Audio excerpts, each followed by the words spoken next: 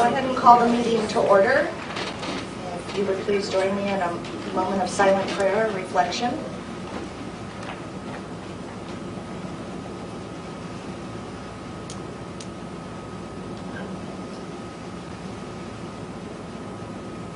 Thank you.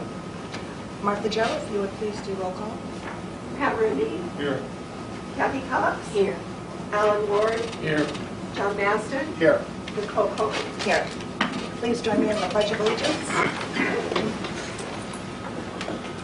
I pledge Allegiance to the flag of the United States of America and to the republic for which it stands, one nation under God, indivisible, with liberty and justice for all.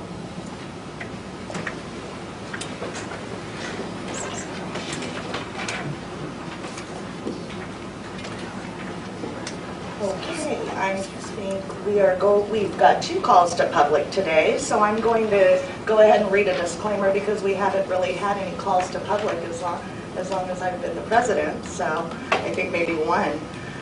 So I'm just going to read from our policy, which is required to address the board during the call to public. A form must be turned into the superintendent before the meeting starts.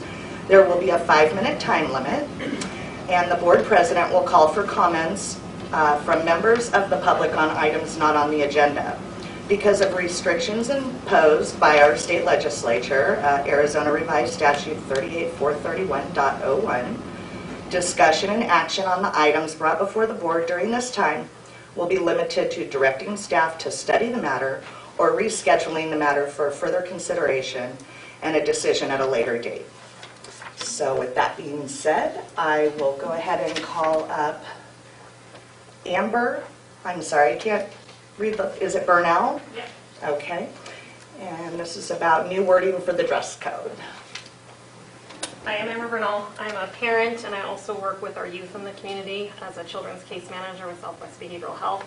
I have some severe concerns about the wording that we've changed with the dress code to make it body image sensitive, calling out the type of body we have, where our arms lay, whether our hips are wider, smaller, changes the way our arms lay on our body. It also is reflective of girls that might be more gangly or less gangly, and it has caused an uproar with my children that I work with, as well as my children at home, that they are concerned that they need to lose weight so their arms are longer, or they need to pull their shoulders back because their arms are hitting their knees, and it's calling out attention. I think that anytime we have a wording to a dress code or any kind of rule that specifically calls out anybody's body makeup and body type is going to exacerbate self-esteem, self-worth, eating disorders, all kinds of depressions, anxieties about getting ready in the morning. What will people think? How will I look? There needs to be a new wording to this rule that maybe is 3 inches above the knee, 4 inches above the knee. I've been told that that can't be done because there's no way to enforce the rule because we don't have enough female staff. But I've also heard parents aren't involved enough. If I go to work and I'm not dressed appropriately, I go home and I change my clothes and I come back. So if we can't enforce the rule with the staff, call the parents. Parent comes to pick up their child more than twice in a school year, they're going to take more responsibility for their children's clothing.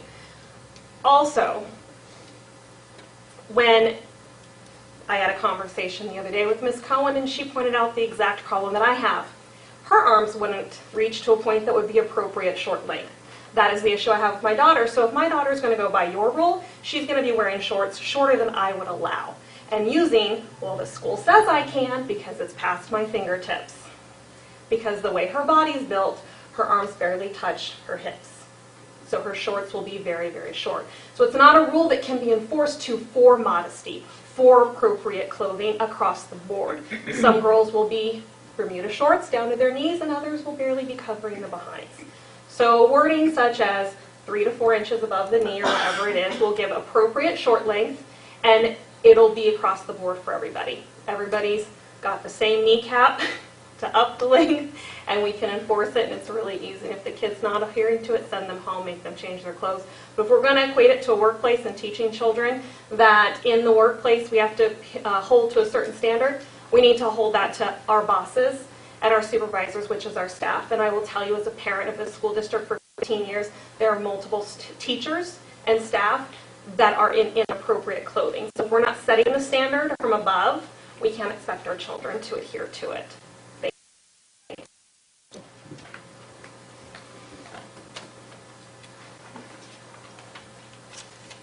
Is it Aubrielle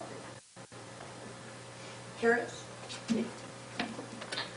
I'm Aubrielle Harris. I'm going to be a junior at the high school, and I'm here to address the dress code as well. Not so much for the reason she came up here, but rather the equality issue in our school system. Our last purple and gold day at the high school, I was walking into my first period class, and I saw a boy walking around in a crop top showing his full stomach, and nothing was said to him.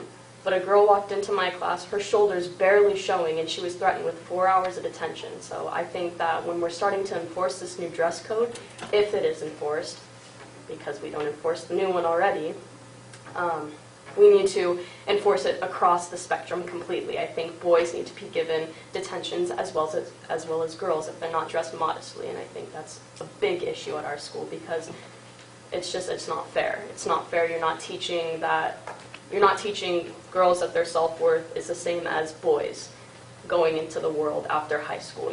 We expect equality. We need to teach it as they're younger, you know? And that's really all I have to say. Thank you. Thank you.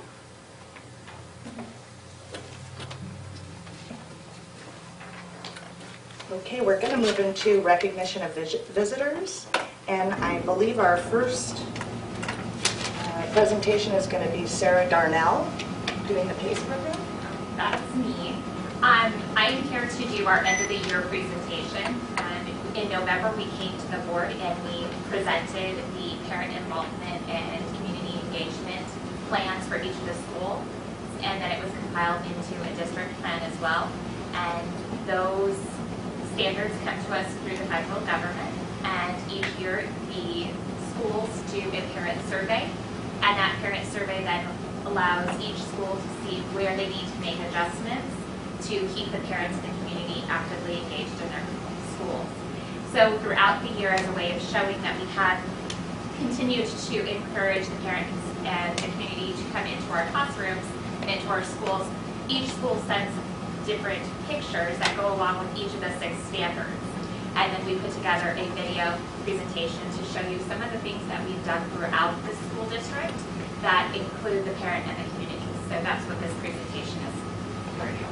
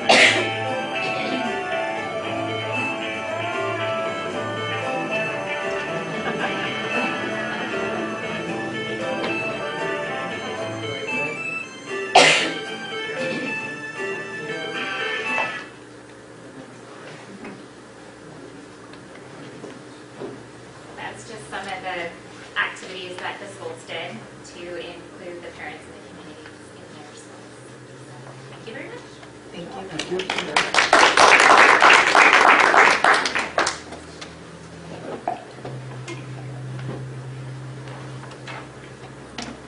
we're going to hear from our superintendent, Mrs. Asire, on the new A through F system.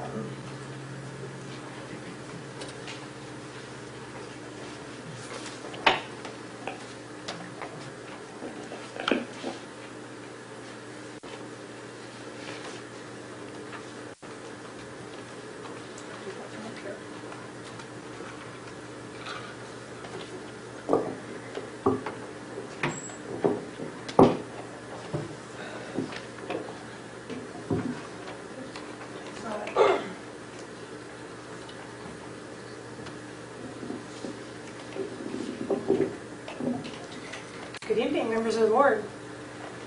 You have an orange folder in front of you, and the contents of that folder include a list of the Arizona School Accountability Plan requirements that were adopted for K-8 and for 9-12. They also include the College and Career Readiness Rubric credentials, and they include the progress meters for Expect More Arizona that we can talk about which ones correlate as well. The PowerPoint does not actually show these pages, but it will address each of the boxes that are on these pages, so if you want to have those out to refer to as I go through the PowerPoint.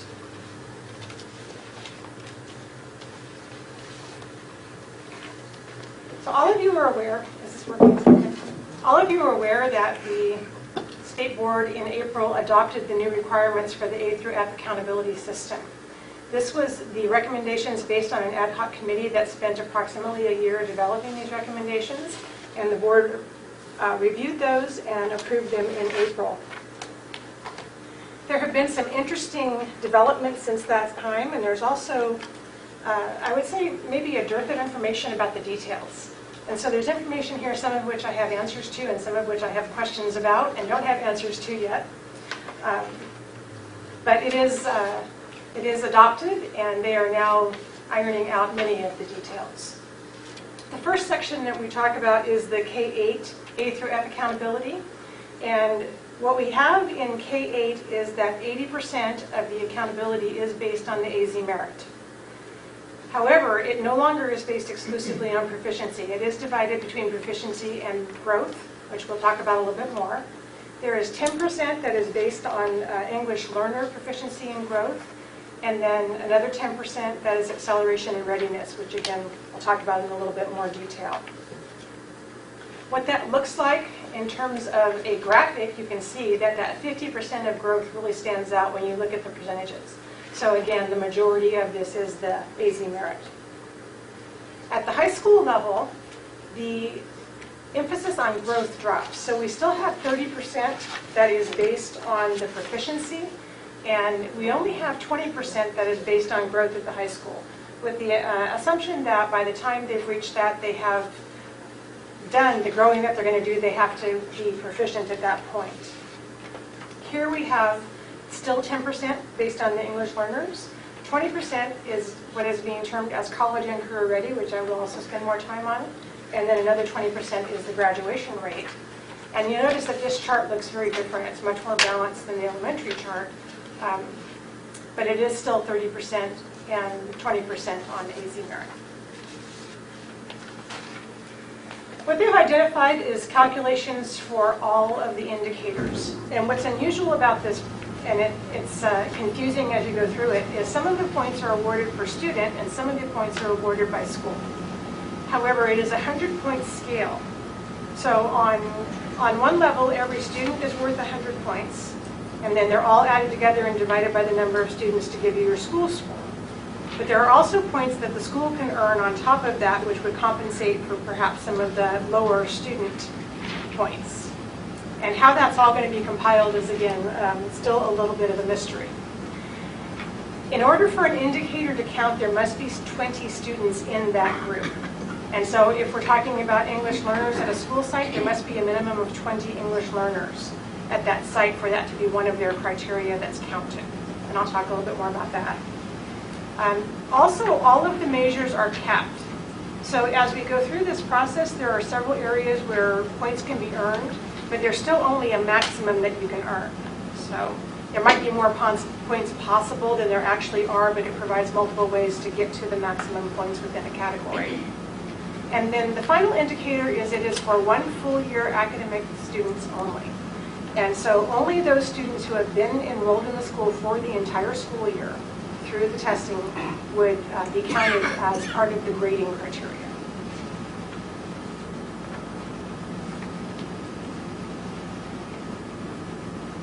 So looking at proficiency, and this is true for both elementary and secondary level students, the assessments that we're looking at are the AZ Merit Language Arts and Mathematics, the alternative assessments that are available for our special ed students in Language Arts and Mathematics, the AIMS Science, and then also the alternative science assessment. Again, we mentioned that there's full academic year students only who will count. And then they have something here that they've added called K8 stability points.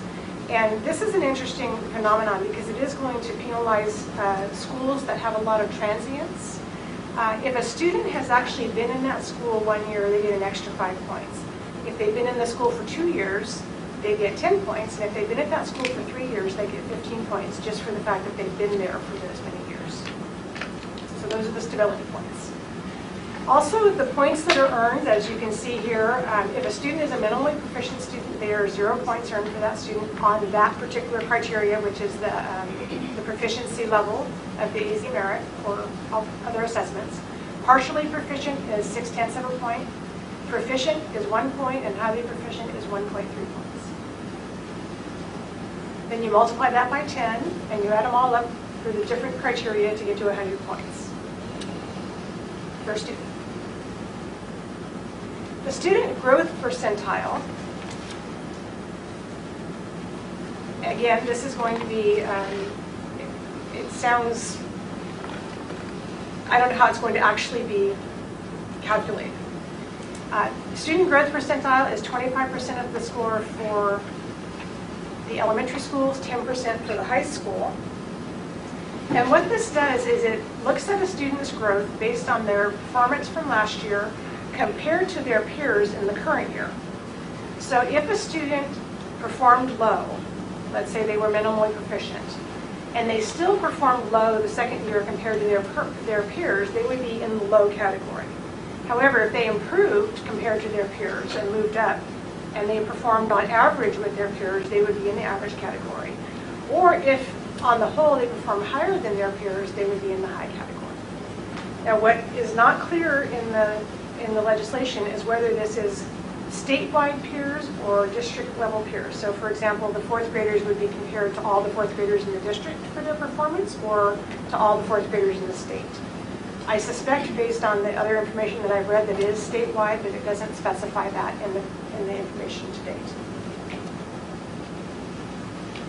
The student growth to target is a little bit different. This is also 25% of the elementary growth and 10% at the high school for growth.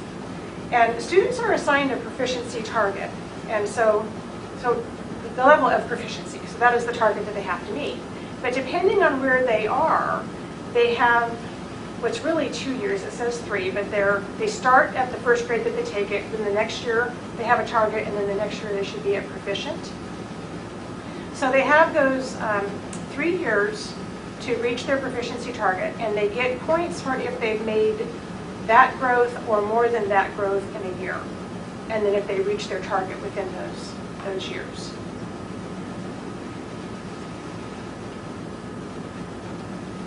So this is the point breakdown, and I know this is complex. I thought about taking this slide out, but I decided I would show it anyway because you can see what we're all dealing with as we have questions.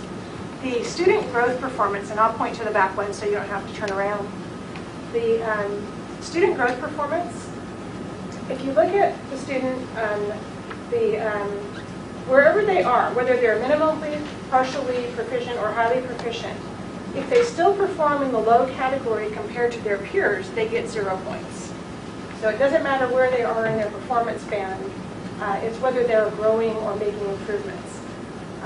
If they are performing along with their peers at the average level of growth, you can see the points they're awarded. So for a minimally proficient student, you get more points if they've increased than you would for a highly proficient student. And then current year high growth, if they progress and make a lot of growth and move to the point where they're in line with the higher level peers, they get more points for that growth. Then on the student growth to target, again, if they didn't meet their target, they have 0 points. But if they actually met their target or exceeded their target, the points are distributed as noted.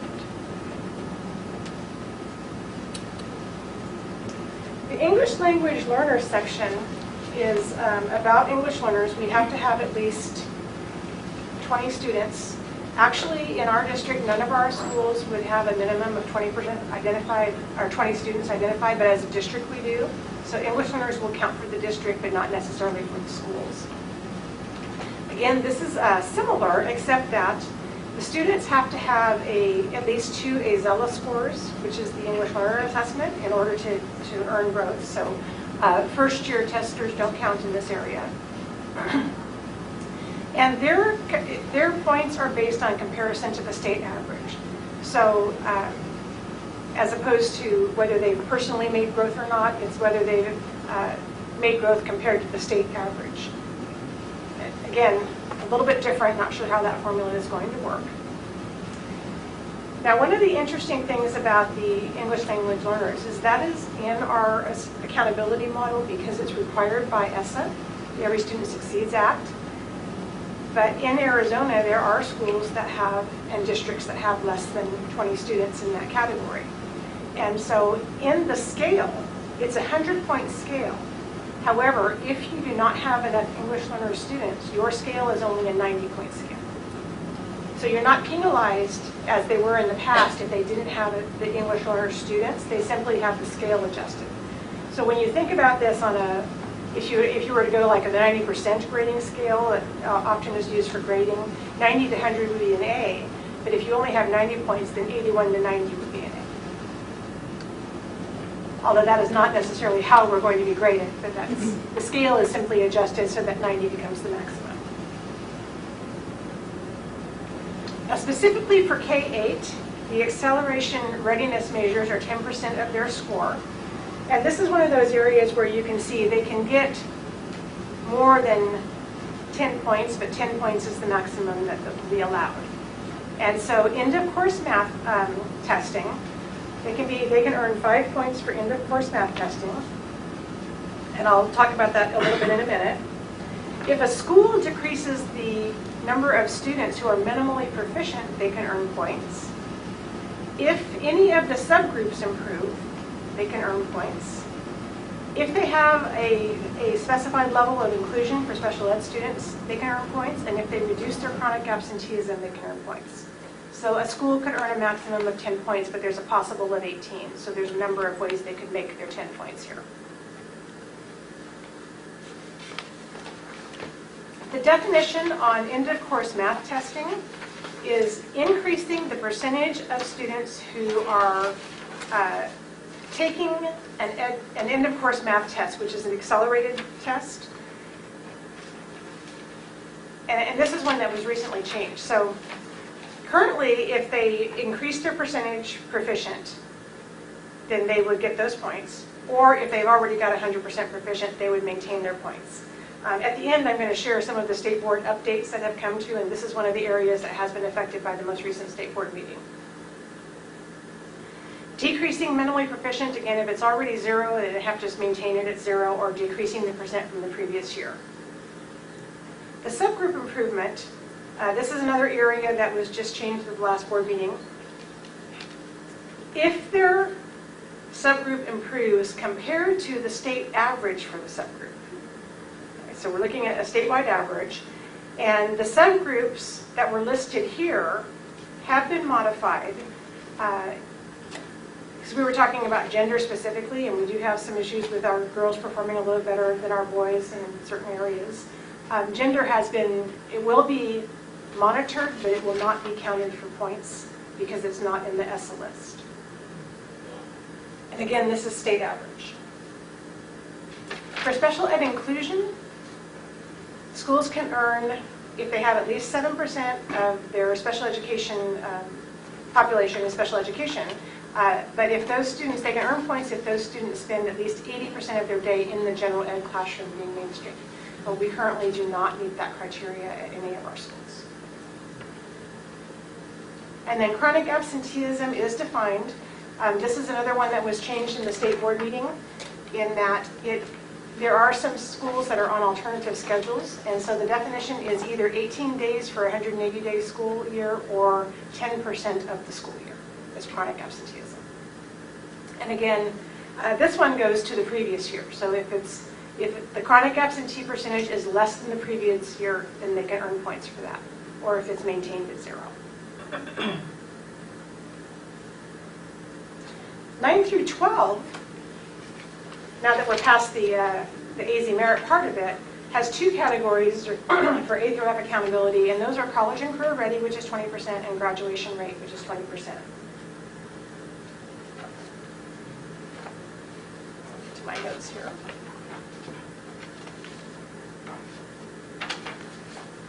So this is where your sheet that you have will be helpful, because I'm going to show a picture in a minute that nobody will be able to read. Just so you know. The most that a student can get is 2 points out of these indicators. And again, this is 2 points multiplied by 20, so that's 20 points out of their 100 and 20% of the total score.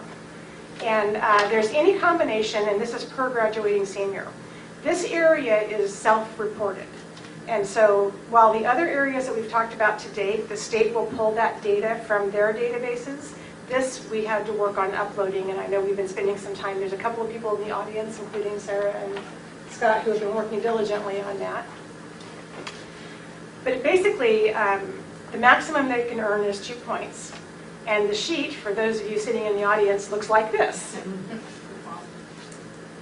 The areas here are distributed different points for different areas. And a couple of them are areas that wouldn't necessarily apply to us, like earning a Grand Canyon diploma. We don't offer a Grand Canyon diploma in our district, and we don't have an IB program, so those 2 would not be applicable. However, completing a CTE sequence and passing the skills assessment for that sequence is 1.25 points. We do have a lot of students who do that. Getting a passing score, meaning proficient on the Algebra 2 or ELA 11, so you get additional points. Those counted for you in your AZ merit results, but they count again here in the college and career readiness as one of the options. Meeting a cut score. There are several places here it says meet a cut score, but those cut scores have not been set yet. So on the ACT or the SAT or any AP exam, completing the FAFSA, passing a CTE course, that's a dual enrollment or concurrent enrollment course that college credit could be earned for, or also passing any other content area course, which is the next one down, that's either dual enrollment or concurrent enrollment for which college credit could be earned. And then completing a CTE course that's outside of a sequence, which was noted up above. Meeting a benchmark for the ASVAB, for the ACT work keys, or for any of the entrance exams or placements exams for the community colleges like the AccuPlacer. And then another one, which is the CLEP Cambridge or IB, we don't offer those. And then the industry recognized certificate, this one, there is actually a list of what are the certificates that are industry recognized that can count for points, and that has been included for you in your folder. It is the one that has the, I believe it's a pink tab. When you look at that particular list,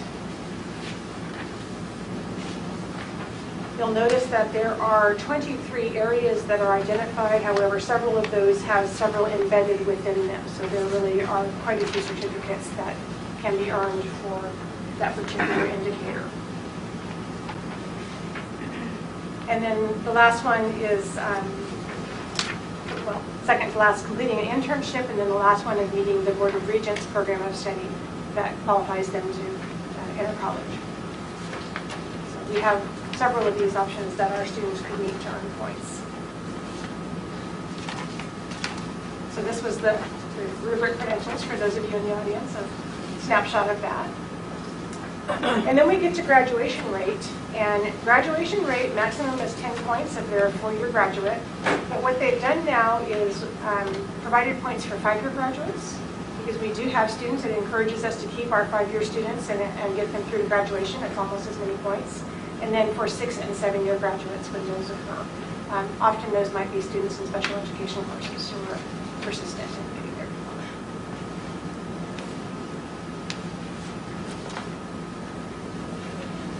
So all of that is what we know. There has been some information, pull out this other pile here, from the state board. So at the April meeting, the state board adopted that criteria. At the May meeting, there were a couple of things that occurred at the May meeting that have not really been advertised very much. One of them is they added bonus points. It doesn't say in the minutes what those number of bonus points were for any school or district that has more special ed students than 80% of the state average. So for places where they have high numbers of special education students, they could get extra points because their enrollment exceeds 80% of the state average. The second thing they did is they adopted a set of business rules. There were actually 16 rules on that list. The big thing that came out of that, I mentioned the subgroups are only the SS subgroups, so gender was removed for points. They also looked at several other areas, which I'm not going to go into great detail on. But one of the things that has not been talked about is for the 2017 school year, the 95% testing rate, which was required by ESSA, is for every student, not just your full academic year students. Everyone has to be tested. They had suspended that for the 2017 year only. And so the board voted to do that in May. So it appears as though from the state level, our schools will not be penalized if they did not test 95%. And part of the reason that they did that is because of the issue with end of course exams. And so some students take certain exams, some take others, some take no tests because of what course they're in or their grade level. So they're trying to work out all of those ratios. They expanded the credential list, which I mentioned, for college and career readiness. And they also had a timeline that was there for adoption that they took no action on. So the original timeline that was presented to the board was for the embargoed grades to come out at the end of August, and then for them to be public in early September, by the 5th of September. That timeline was not adopted, and partially we believe because they didn't believe they could calculate it at that time. So on the June agenda for the state board, which is the meeting on June 26th, they have on the agenda, although there isn't any backup for it, the timeline for calculating the issuance of the A through F school grades, an accountability appeals committee, and the policy and rules for that appeals committee, an approval process for those career and technical education credentials, and then also a draft for non-traditional A through F accountability. In the backup documentation on that board meeting is an area that raised a little concern for me, because they haven't actually said how they're going to calculate whether a school gets an A. It's going to be a straight 90% out of those 100 points. They actually received a recommendation for 6 ways that letter grades could be set. However, that's not on the agenda. And so I'm not sure, just based on the information that I could gather, that we could confidently say that it's going to be a 90% letter grade. 2 of the issues that were brought up in this particular information and in the backup to it was that for English learner students, the ESELA test is more difficult this last year than it was the year before, so nobody would get their points there. And there are some other indicators, because the test is more rigorous than perhaps it was in the past, that if they calculate it on a 90% scale, that there would be very few schools in the state that could earn an A grade, even though they may be actually meeting students' needs. So I think there's still some big discussion to have, but the state board does have to adopt the criteria for the awarding of those grades. And it looks like it might be mid to late fall before we get those, unless something happens that is unanticipated.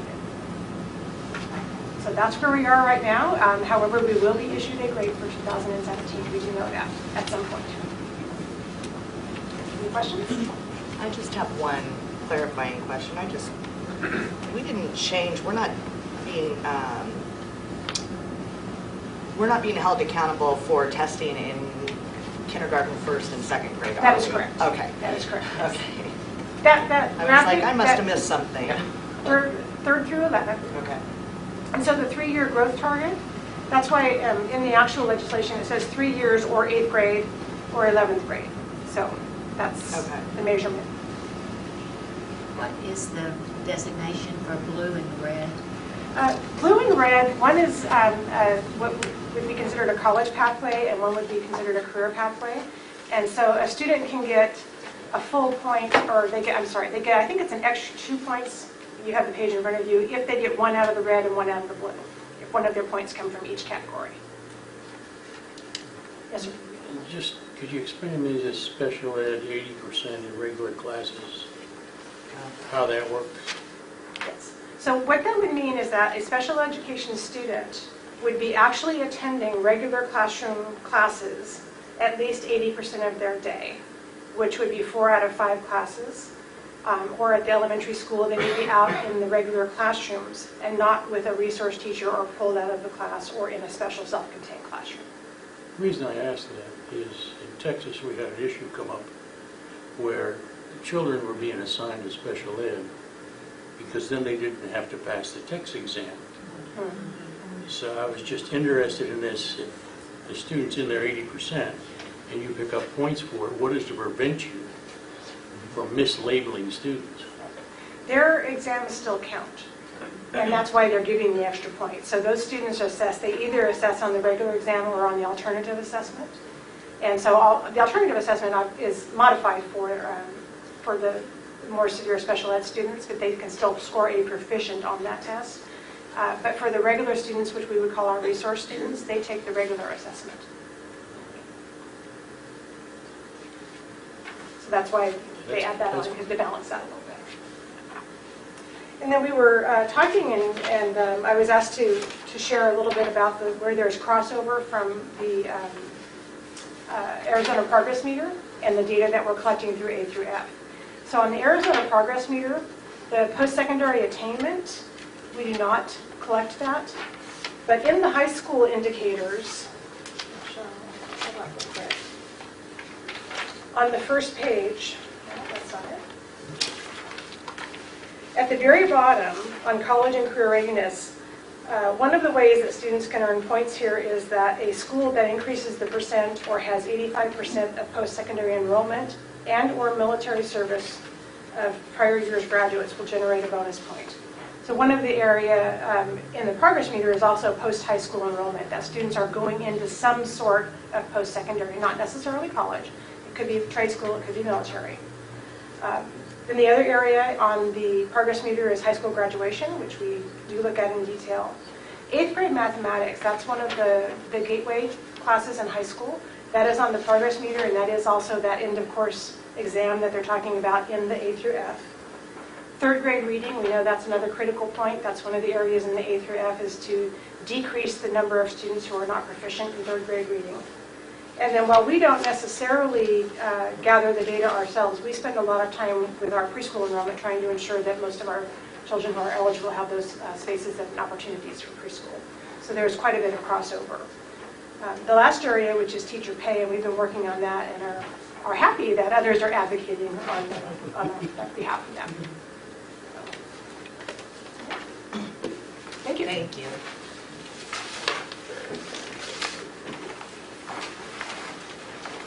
Next, I believe we have Carol from the Lake Havasu Education Association. Since Arizona Marriage Scores have been in for over a week, guess what I've been doing? Never mind. Yeah. But this has nothing to do with that. Let me see. Okay. So a couple months back, I was able to share with you all that Lake Havasu had 3 recipients for the Arizona Education Association Foundation 2017 Salute of Excellence Banquet. Over the past 20 years, we have fortunately had 3 award winners, and tonight, 15 award winners, and tonight we get to acknowledge 3 of them from this year. We're going to start off with Coach Carl Thompson and his football team. Did you have one?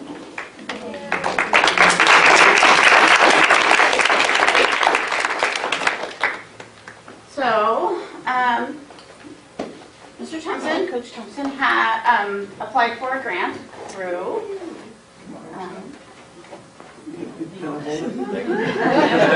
applied for a grant to help out the football program, and was awarded, and so we're very excited. The California Casualty Thomas R.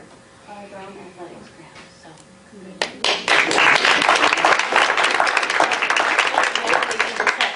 that doesn't work. They won't take this one? Thank you very much. We had 2 other award winners, which I'm excited about, is Bailey Bagby, who is actually a Lake Havasu High School graduate, and mother works for our district as well at the high school. And she was a recipient of the $1,000 scholarship for Future Educator Award.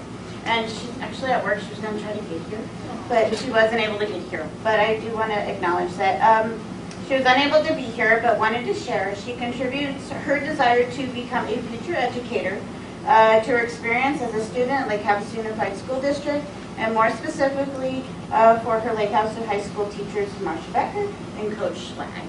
So.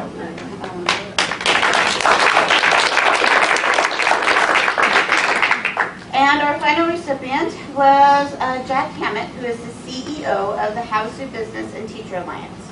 He received the Partners of Education Award for his support for the Lake Havasu Unified School District's educators. If you're not aware of what Havasu Business and Teacher Alliance is, it was created a little over a year ago when conversation about teachers having to fund a lot of things out of their pocket. So he created this program that teachers no longer have to do that. We can go to him, request funding. He will go do all of the work for us. And currently, we are working on a laptop drive, or LHCA through Havasu Business and Teacher Alliance, and another computer place in town. And we are working together to create, hopefully, laptops, donations, and putting them into the classroom where we don't have them. And so that is my report on recognitions. Now, I believe I'm on that agenda, right? Still? Yes. For my LHC report. Okay, so this past month was spent at conferences and working on collaborating with other locals around the state. Lake Havasu City Education Association Vice President Kelly was able to speak with our Department of Education last week and about the new standards in ELA. We're excited to share that representatives from the Department of Ed in the ELA are willing to come and be with us and work with us and for free. So, and help us to, because we have standards that are changing. And as of 2019, we will have a different test with different standards. Some of them are the same, most of them are the same, but there are changes.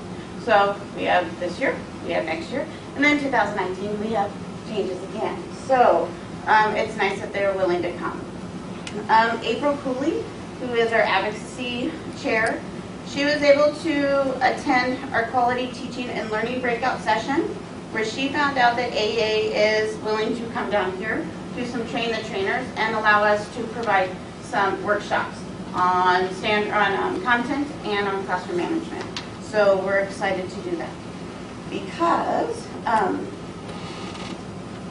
it was a conversation I had with the Arizona Department of Ed Superintendent Douglas about a year ago when she was in Parker. And I said, you know, we're in rural Arizona and we can't make it to Maricopa. So to have these PDs and these in-service. So between the Arizona Department of Ed and AEA, I'm excited to share that we have these opportunities now here in rural Arizona that we can bring it home and we can stay home and not have to travel for those.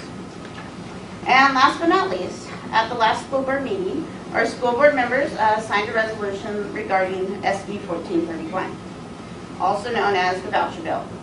Earlier this month, the grassroots effort, Save Our Schools, began their mission to collect 100,000 votes or names in order to stop the bill from going into effect, and to place it on the ballot in 2018. I have petitions, and I will travel.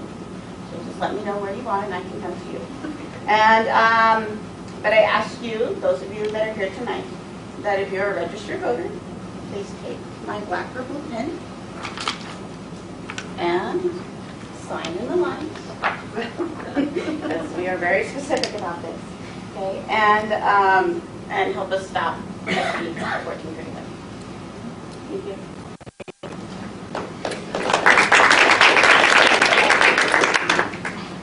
Okay, we'll move on to the consent agenda. Do I have a motion to accept the consent agenda? I move that we approve the consent agenda excluding items 4.1.3 and 4.1.8 for separate action under 4.2. Do I have a second? A second.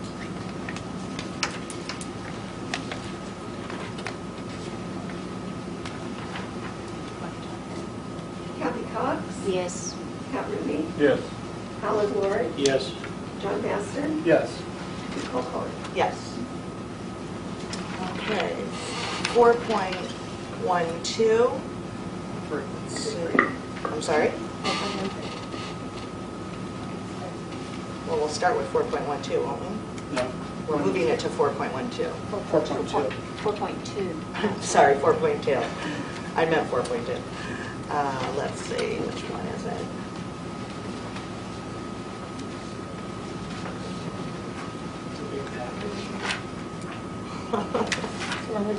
I'm sorry, I just need to get to it real quick. Madam President, members of the board, there are changes to the personnel report. There is a new copy on your table that was put together with the new copy of the agenda and 2 other items that have been revised. I apologize, we did have revisions this evening to, I believe it was 3 of our items on the agenda. I know that's the new one.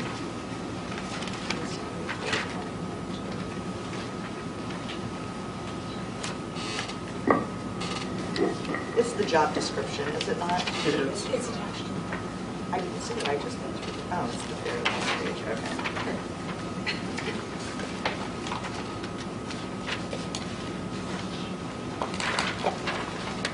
All right.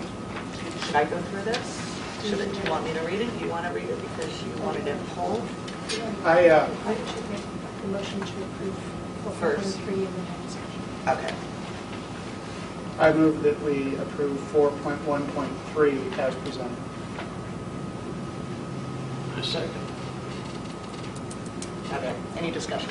I asked for this to be pulled. We're actually going to be, it's not really an ad, it's kind of a change in thought process. We're going to have a couple of our technology people be leaving us through retirement. And the thought process was our network is about to get fairly complex. We're going from the 90s style of network to a modern today network where you have computers that live inside computers. So if you can envision it, you put together a server, and inside of that server is another server that actually houses what the information that you want to send out. Because of that, and because of some of the higher levels of technology that the district is getting into, the thought process behind this was, as those positions retire, that we would take the revenue from those positions and create a technology supervisor position that would have a level of certification attached to it as well, because we're going to need that level of proficiency as we move forward. I thought it might be a good idea to break that out, highlight it, and explain it to you, because we're changing something, and that might not be such a bad idea as we change.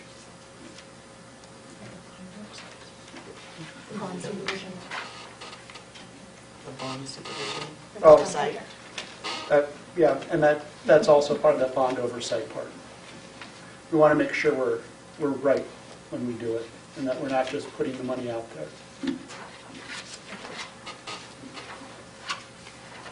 Okay, and 4.1.8. Oh, I'm sorry. So, I'm sorry, I just need a little clarification because and maybe I said it wrong the first time, but shouldn't this be 4.2.1? And then the next one would be, or are we doing them as one vote? Because it feels like this should be 4.2.1. I think what happens is you move 4.1.3 separately under 4.2, so you still vote on 4.1.3, and then you vote on the other one. 4.3. 413 would be is a separately motioned item. Right, so, Right, but that's how the order that we're going in. correct. Okay. All right. Sorry, Martha John. Kathy Cox, Yes.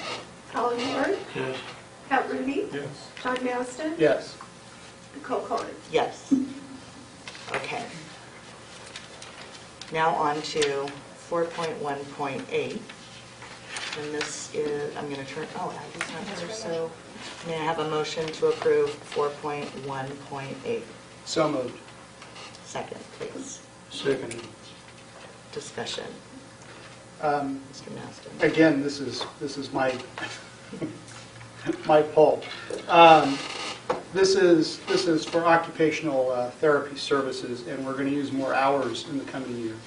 The reason why this is being polled, why I thought this was important to poll, is because this is not a staffed position inside the district. This is a contracted position inside the district.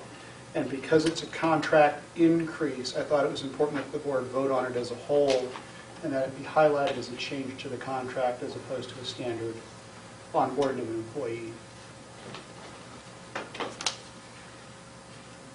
Basically what we're doing is we're taking the contract from 37 and a half hours a week to 40. Out of necessity. Out of necessity. We're having a heavier caseload in that area. Any other questions? Martha Jones, call for the vote. Pat Rooney, Yes. Colin Ward, Yes. Kathy Cox, Yes. John Maston, Yes. Nicole Colin. Yes. Okay, moving into old business. Action item 5.1, the second presentation and review of revised policies DIE audits and financial monitoring, and DJE bidding purchasing procedures. Mr. Murray. Madam President, members of the board, it's recommended that the board approve the second presentation of revised policies DIE, audits and financial monitoring, and DJE, bidding purchasing procedures.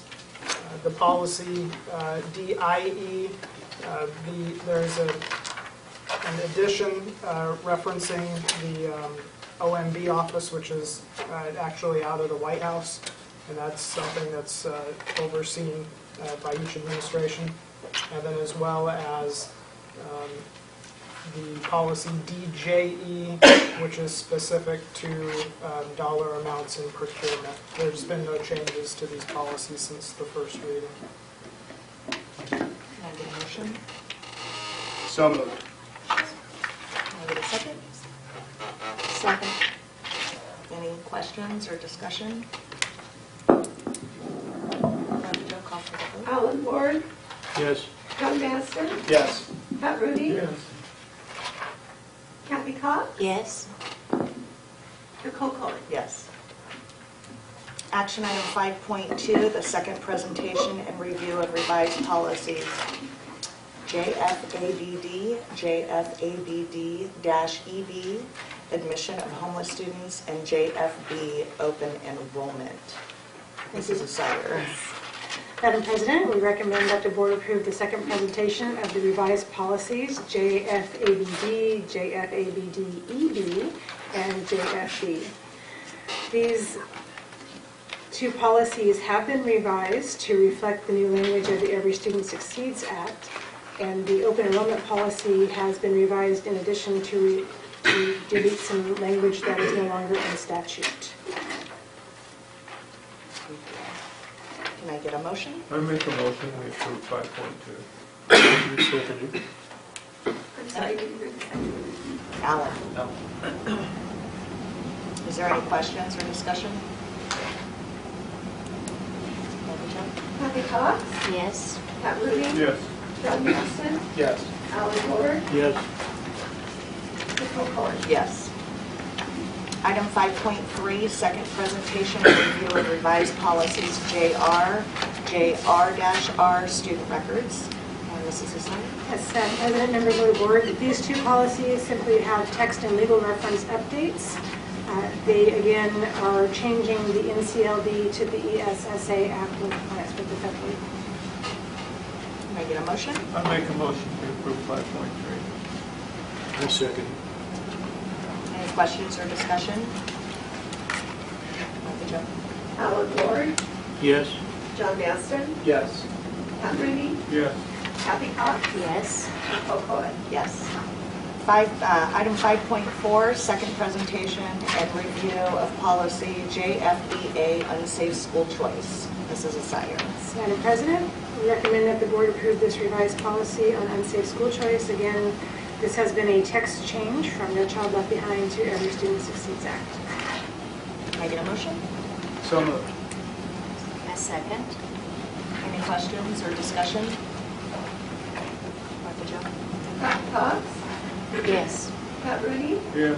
John Maston, Yes. Alan Ward, Yes. Nicole Collier. Yes. Item 5.5, second presentation and review of revised policy GCCA, professional support, staff and staff sick leave. Mrs. Asire. Thank you, Madam President. We do recommend that the board approve the second presentation of this revised policy, GCCA, for professional and support staff sick leave. This policy has extensive revisions, which are based on the Proposition 206, which was signed and changes the labor code in Title 23. The minimum wage is probably the most well-known part of this. The minimum wage requirement was raised to $10, but this bill also required many changes in the statutory language in relation to paid sick time. And so in this particular policy, several of the pages, paragraphs were struck, and then there is an additional 5 pages of language that have been added to this as a result of that legislation. So we do recommend that the board approve this. We have checked this with the statute and to ensure compliance. Can I get a motion? Make a motion to accept 5.5 as written and amended. Second. Any questions or discussion? Thank you, voters. Martha Joe? Alan Ward, Yes. John Maston, Yes. Pat Rudy, Yes. Kathy Cox, Yes. Nicole Collier. Yes. Okay, on to new business.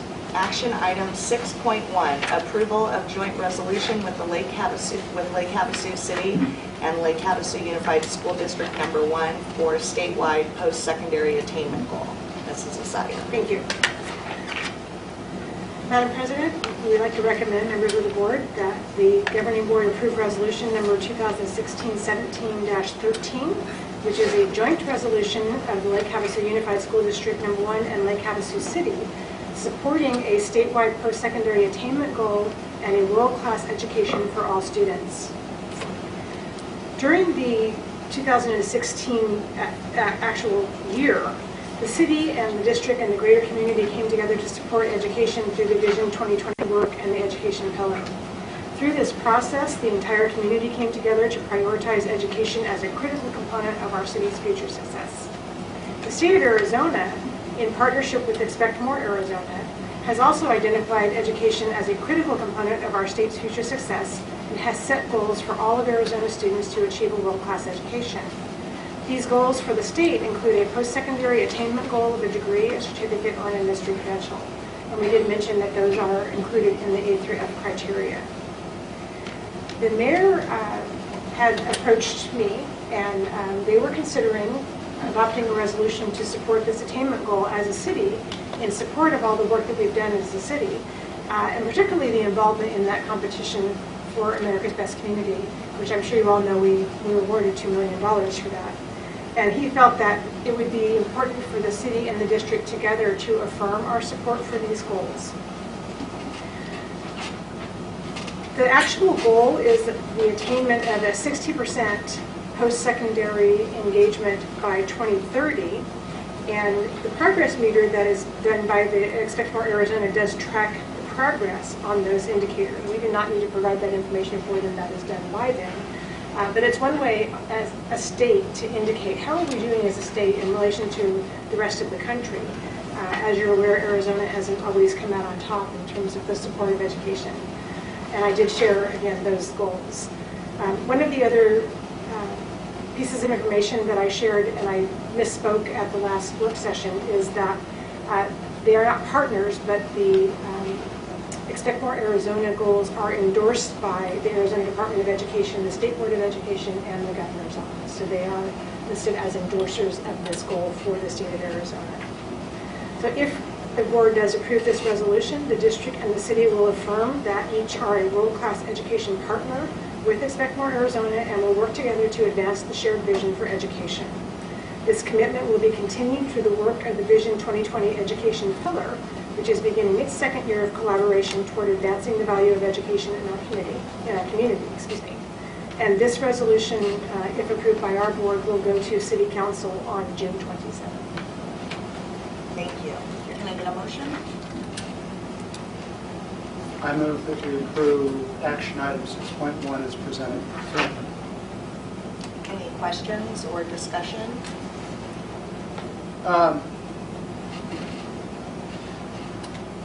I think that there are things that within the education universe that are positive.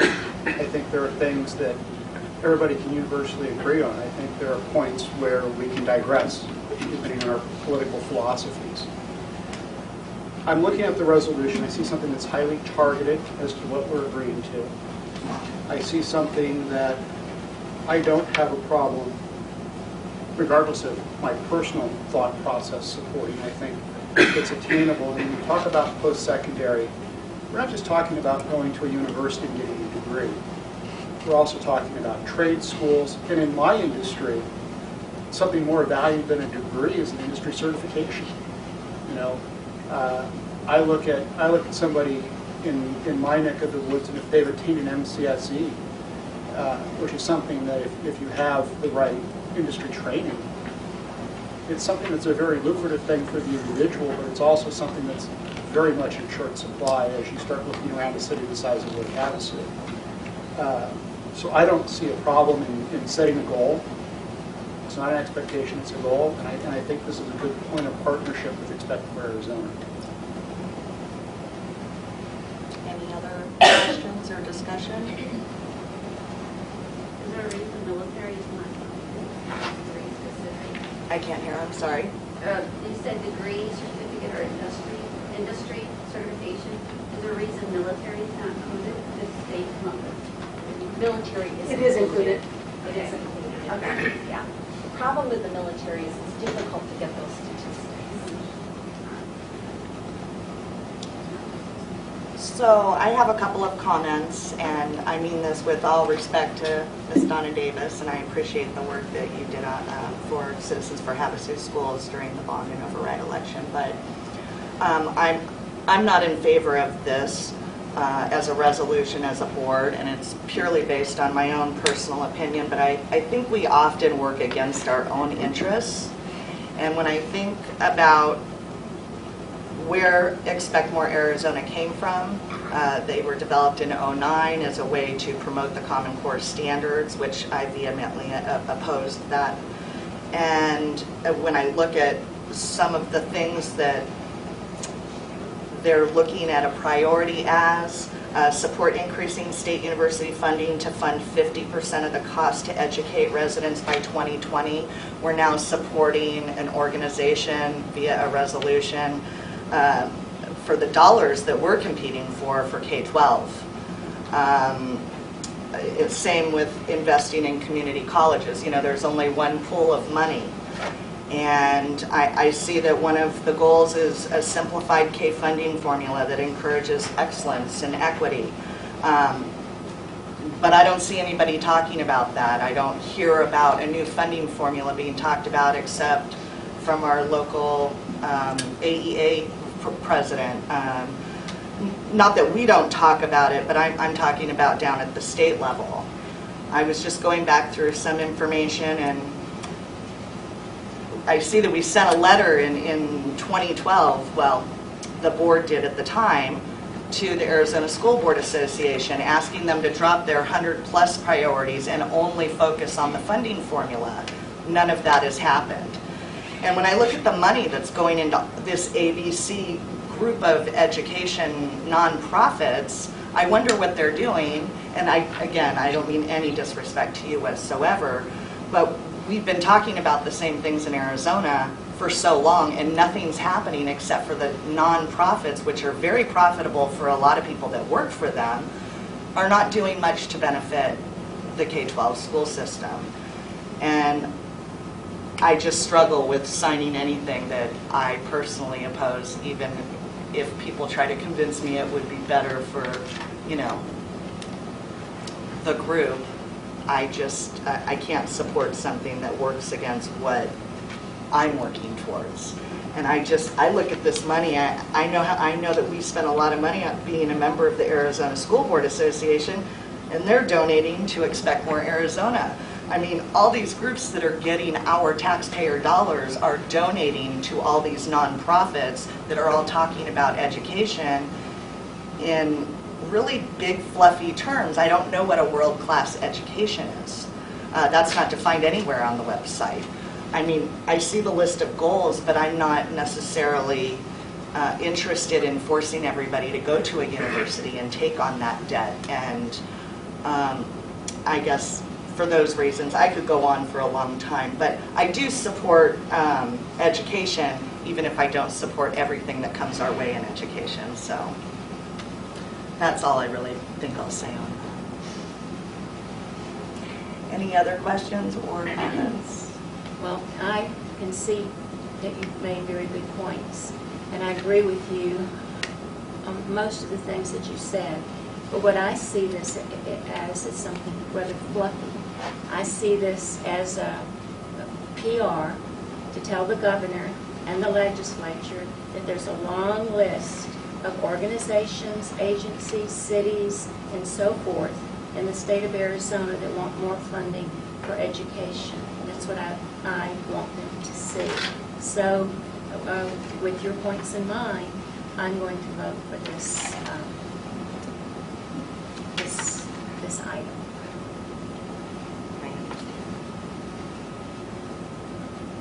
Anybody else?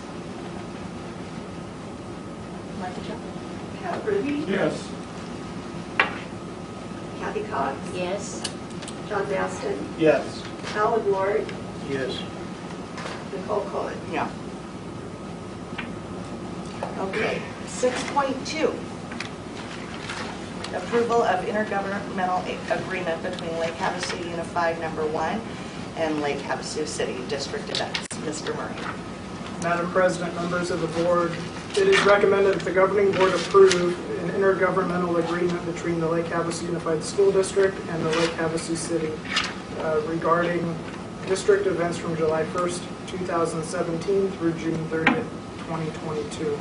The purpose of the IGA is to establish processes and procedures to be utilized by both parties to accomplish any event performed by the district in conjunction with the city. Events may include but are not limited to beautification of the city, field trips, mock city council, and similar activities. This IGA has been reviewed and approved by District Legal Counsel and by the Lake Havasu City Legal Counsel and by the Lake Havasu City Council. The copy is attached for your review. Thank you. Can I get a motion? So moved. Second. Any questions? Or discussion? Like to jump? Alan Ward, Yes. John Maston, Yes. Cal Ruby, Yes. Kathy Cox, Yes? Nicole Cohen. Yes. 6.3, approval to purchase food services transportation truck. Mr. Murray. Madam President, members of the board, it is recommended the governing board approve the purchase of a food service delivery vehicle at an amount not to exceed $42,000. The purchase will be made using food service funds. The purchase of this truck was part of the state-approved plan by ADE Health and Nutrition Services for purchase during the 2016-17 school year. This delivery truck will replace an older used vehicle currently being used to make food service deliveries. The district currently has 2 delivery trucks available for use, a 2004 vehicle which currently has 114,000 miles and a 2014 vehicle with 36,000 miles. We do also have a third vehicle back there that also has 113,000 miles. Quotes are there for you to review, and Sanderson Ford did come in as the lowest bidder. Thank you. Can I get a I motion? make a motion we approve 6.3. Second. Any questions or discussion? What kind of shape are those vehicles generally that we have now? The 2004 is in good, or I'm sorry, the 2014 is in good shape. That vehicle is used every day. It's actually unit number F3. I was out there this afternoon and I viewed and walked through all 3 vehicles that are sitting out in the back property here. The 2004 has 113,000 miles on it. It does need some assistance at times to start in the morning. It leaks quite a bit as far as oil. However, in the moment, we're going to try to make do with that and continue to use that as a backup vehicle should this be approved. There's a 1998 GMC that has become, basically this is the words of our transportation supervisor, it's become obsolete. That vehicle is missing a back loading gate or door. Right now it currently has just a safety net on the back to keep things in the truck. The lift gate on that vehicle, after so many loads going up and down, it begins to slow down and wear out, so the hydraulics on that is an issue. So that 1998 vehicle will most likely be retired or go to a state auction site to be sold if this were to be approved. How many miles does it have? 113,805. So And that's the box, the it's condition. 19 years old? Correct. It would seem to me we're getting our money's worth. The condition of the box, because I know that was brought up in the work session, both boxes, they're starting to show quite a bit of wear. The major issue is the liftgate situation on the back. The 1998, the one that we would dispose of, the condition of the box is inside. You look at the wood and it's all beat up and missing pieces all over. The side rails of the box, half of them are missing, so it's in poor shape. Any other questions? I'd really like to object, and I don't think it should be a consideration getting rid of 1998. I think it should be a definite objective. Rather than have material that we aren't using that's just deteriorating more, let's get rid of it. That's all. More than likely that will happen. The only reason why I'll wait for the direction of the transportation supervisor as well, but from time to time we utilize those box vans to move equipment from one place to the other if needed, rather than go renting a truck. So more than likely, though, that will be the direction, because I don't want something sitting out there pouring oil and ruining a nice I just bring it up asphalt. because I've got a daughter that's got a pickup truck that used to be her husband's. It's been sitting in her backyard for 15 years, and I cannot get her to sell it. We won't have a problem Educators selling tend it. to be hoarders, just, Yeah, I can speak as one. I have family, so yeah. If there's no other questions, we'll call for the vote. Kathy Cox, Yes. Pat Rooney, Yes. John Master, Yes. Howard Ward, Yes. Nicole Cohen. Yes. Item 6.4, purchase of scoreboards for the Lake Havasu High School paid with a community member donation. Madam President, members of the board, it's recommended the governing board approve the purchase of 2 scoreboards for the main gym for the Lake Havasu High School at an amount not to exceed $32,000. And this purchase was paid for by a donation made by a community member, and it is an anonymous contribution, donation. Do you have a I motion? make a motion, we approve 6.4. I second it. Any questions or discussion? I would like to just mention, I know that the scoreboard has an indicator on it, but I think, even though it's anonymous, a private delivery of a certificate of appreciation might be appropriate in this case.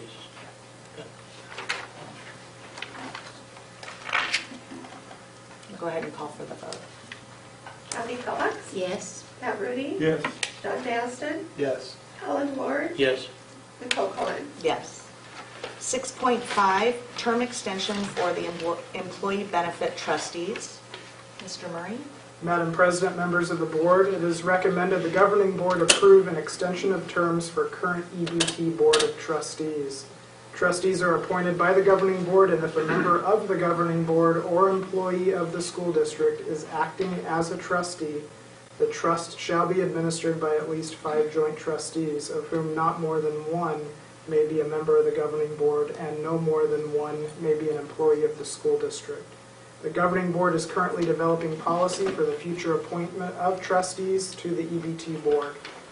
Terms for Carrie Thompson, Mark Nexon, and Hal Christensen are currently due to expire on June 30th, 2017. In addition, the current term structures inhibits the retention of experience and knowledge on the EBT board. With 3 members expiring in the same year, in order to stagger term expiration dates in the future, the trust board members' terms would, if approved, be as follows. So it is proposed that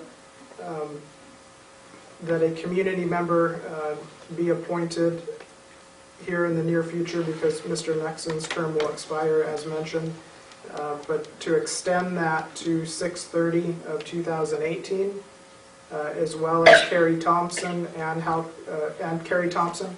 Hal Christensen would be 6/30/2019, and Marcia Cox 6/30 of 2019, and then Pat Rooney's would be 6/30 of 2020. Do I have a motion? I make the motion, we accept 6.5 as written. Second. Any questions or discussion?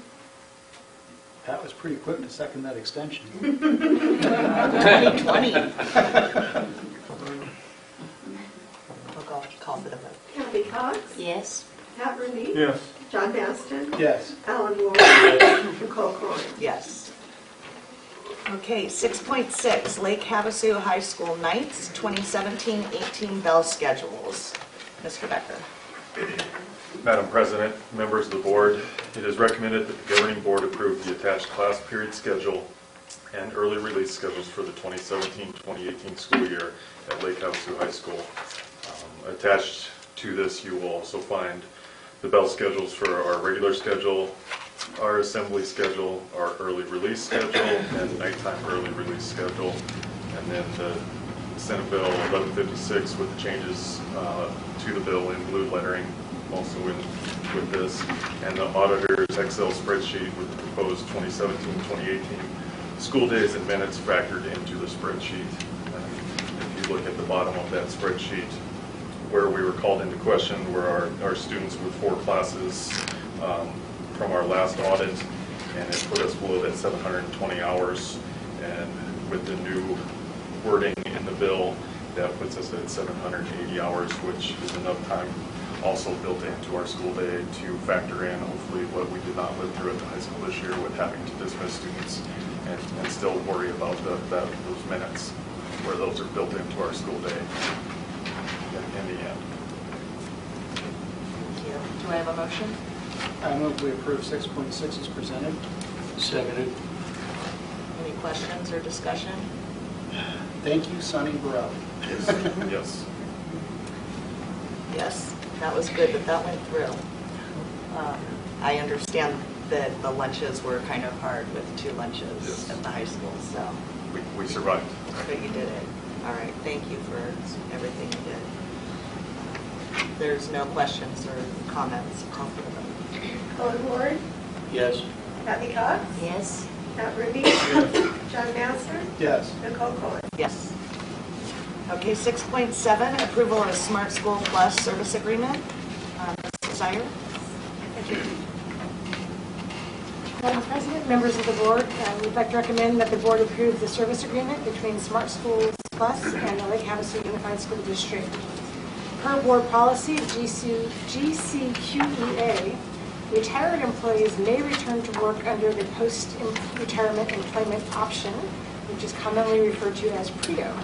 Smart Schools Plus is currently the program provider being utilized by the district retirees for the school year 17-18. We are currently on the SAVE contract through Mesa Unified School District, RFP 14-06 MP. This agreement has been reviewed and approved by our legal counsel and also has been reviewed and approved by purchasing. Can I get a motion?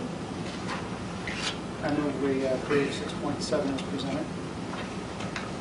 Second. Any questions or discussion? Martha John? Kathy Cox, Yes. Pat Rooney, Yes. John Maston, Yes. Alan Ward, Yes. Nicole Cohen. Yes. 6.8, approval of memorandum of understanding between Hospice of Havasu and Lake Havasu Unified School District. Mrs. Desire? Thank you. Madam President, members of the board, we do recommend that the governing board approve the attached 2-year memorandum of understanding between Hospice of Havasu and Lake Havasu Unified. Approval of this memorandum of understanding will allow us to provide much-needed grief support when necessary. Hospice of Havasu will provide these services at no cost to our district, and the copy of the memorandum of understanding has been approved by legal. Thank you. Do I have a motion? Move that we approve 6.8 as presented. I second. Any questions or comments? I have a question. Go ahead. I just want to state that my concerns were satisfied in that the curriculum courses are parental approval only. So that assuaged my problem. You got something? Pat? Yeah, I thought in the past, the counseling office did, if you had a tragedy, that they provided all the grief support and stuff like that. Why are we, is it because these people have more expertise? Why are we bringing them into the school? So, 2 things. This actually provides classes at the elementary school where we don't have counselors with the positive permission, and also provides the hospice to come in and provide grief support at the elementary school because we don't have counselors. Also, we do have counselors at our secondary schools. In some cases, there's extra support needed. If they request it, hospice is there to provide that. And in some cases, our counselors are affected by grief as well. And so this provides another resource for us, and that is, again, not... I just wanted clarification because, it is good to have other people interested, but you can overdo things too. Absolutely. And what I'm saying is you're there to, that's why they have school up there. It's to educate them. That's the primary role. And it's good that you have people concerned, and I appreciate that. I think sometimes you have to be careful that all of a sudden you can have, that can take on a life of its own. And so I'm sure that the counseling department, as far as they could express the need, and that's what concerns me. It's not a matter of all of a sudden they descend on you, we hear you've had an accident, and then they want to get involved. But I would hope that our personnel, because they're responsible for the school, that they're the ones that would say, hey, we're going to need some extra help. Please come on in. That is my understanding of how that Okay, real occurs. good. Yes. I don't have a problem with Can I address that also? So that's not my decision at the high school level as the building principal. When we have an issue at the high school, our counselors are in place for our high school students. And I also work through Ms. Walter, who is a director, and she is the liaison through the hospice to set up extra help. Any other questions or comments? Martha Joe? Ellen Ward, Yes. John Baston, Yes. Pat Rudy, Yes. Kathy Cox, Yes. Nicole Cohen. Yes. 6.9, approval of new titles and description for CTE courses related to theater. Mr. Becker. Madam President, members of the board, it is recommended that the governing board approve the attached list of title and course description changes for the 2017-2018 school year at Lake Havasu High School. Normally, these come to you in October or November of the previous year. There were some changes made because if these changes are not made, these courses will not be funded through CTE funding, which would put a strain on our M&O. And when we're able to fund things through CTE, obviously that's the route that we want to go. The only thing that needed to be changed are the course titles and some wording in the description. What's being taught in the class is still the same as it always has been, and will continue that way. It's just the course title, and this has happened in the past 2 to 3 years and it seems like they're going down the list and really taking a look at the course titles to align with the standard or the requirements of the industry. Thank you. Do I have a motion? I make a motion we accept 6.9 as presented. Second. Any questions or discussion? Martha Joe? Kathy Cox, Yes. Pat Rudy, Yes. John Baston, Yes. Ellen Ward, Yes. Nicole Cohen. Yes.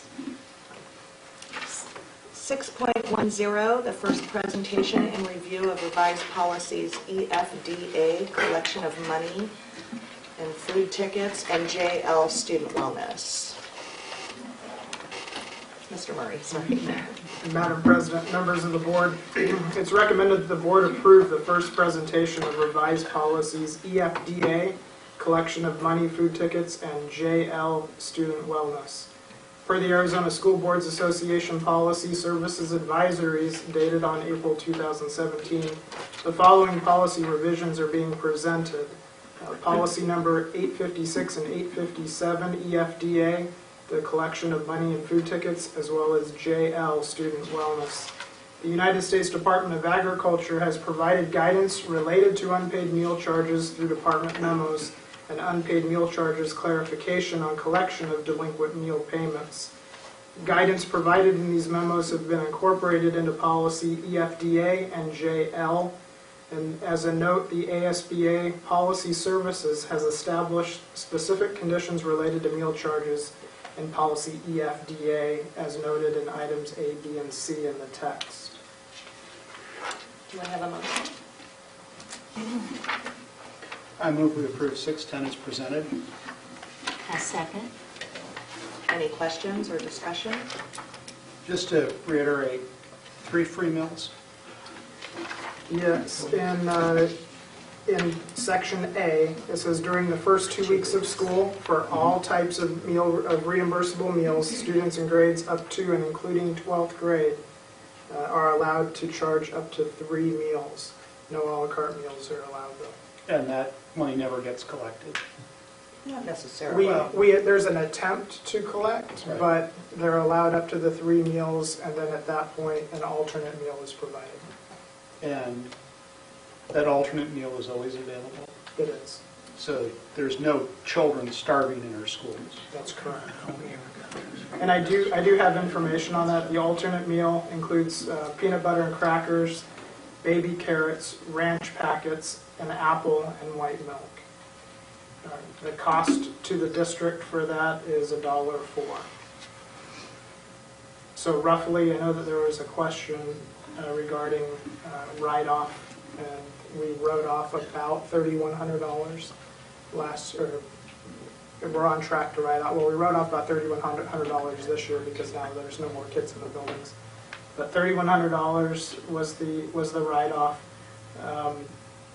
We did have approximately 325 breakfasts that we gave away and 1,680 lunches during the year. Any other questions or comments?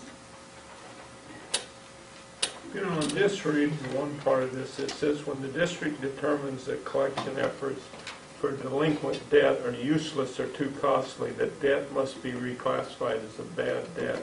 Bad debt must be written off as an operating loss. It's almost, to me, when you have this, that this is where we're going. You know what I'm saying? We've already resigned the fact that, yeah, we're going to make an effort to do it, but at the end of the day, this is someone else is going to pay the bill. And then it goes on to say here that it says, however, bad debt must be restored using non-federal funds. So it always bothers me in a situation where you go ahead and you know where you're going, and I realize sometimes you can't collect things, but I would hope that if people are getting stuff, that they make a reasonable effort to try to do stuff. In our society anymore, we always have a reason why we can't do anything, and it just seems like the institutions often just go ahead and say, hey, well, this is just the way it is. That's just a personal opinion. Well, I want to let you know that I met with Michelle Lynn and with Ann Taffy last week, and it didn't even have to do with this action item. It was just Michelle Lynn really wants to feed all the kids in the whole world, and she had heard that there were kids that were going hungry, and she wanted to know the process, and so did I. And I can tell you that Ann is making every effort to collect. She's making every effort to get the families of students who are showing up without lunches or money qualified. There's a big effort in our community with our churches where they're donating money. I just mean every effort is being made in our area. I know that. I'm not faulting. Okay. But I sort of grew up on peanut butter, and I never knew that it was bad stuff or that it was a bad meal. Just had jelly to it, and it was gourmet. and so as a kid, if I wanted something, and started in elementary school, I went out and worked for it, sold cantaloupes door to door at 5 cents a piece, and I bought stuff. And so I sort of grew up in a family that said, you want something, this is what you have to do. Sure. So that's the only reason I said that. I understand the federal mandates and that we have to do this. We really don't have much option. But I have noticed when I look at all the school pictures that starvation is not our biggest problem. If there's no more questions or comments, I'll call for the vote. Jackie Cox? Yes. Pat Rudy? Yes. John Maston? Yes. Alan Ward? Yes. Nicole Ford? Yes. 6.11, first presentation and review of revised policies EEAG, EEAG-R, student transportation in private vehicles, and EEB, business and personnel transportation services. Mr. Murray. Madam President, members of the board, it is recommended that the board approve the first presentation of revised policies EEAG, EEAG-R, student transportation in private vehicles, and EEB, business and personnel transportation services. As per the School Boards Association Policy Services Advisories dated on April 2017, the following policy revisions are being presented as mentioned above. These documents have been modified to include language requiring that school district employees or governing board members, prior to any use of private vehicles, to either embark on business or personnel transportation or to transport students, acknowledge that the employee or governing board member's automobile insurance is the primary coverage and provide proof of insurance to the district prior to such transportation being initiated. Thank you. Do you have a motion? I make a motion to approve 611 as written. Okay. Any questions? Or comments? Alan Ward? Yes. John Maston? Yes. Pat Rudy? Yes. Jackie Cox? Yes. Nicole Ford? Yes.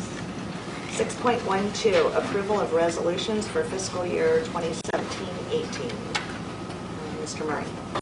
Madam President, members of the board, it is recommended the governing board approve resolutions number 2017-18-01 through 2017-18-10.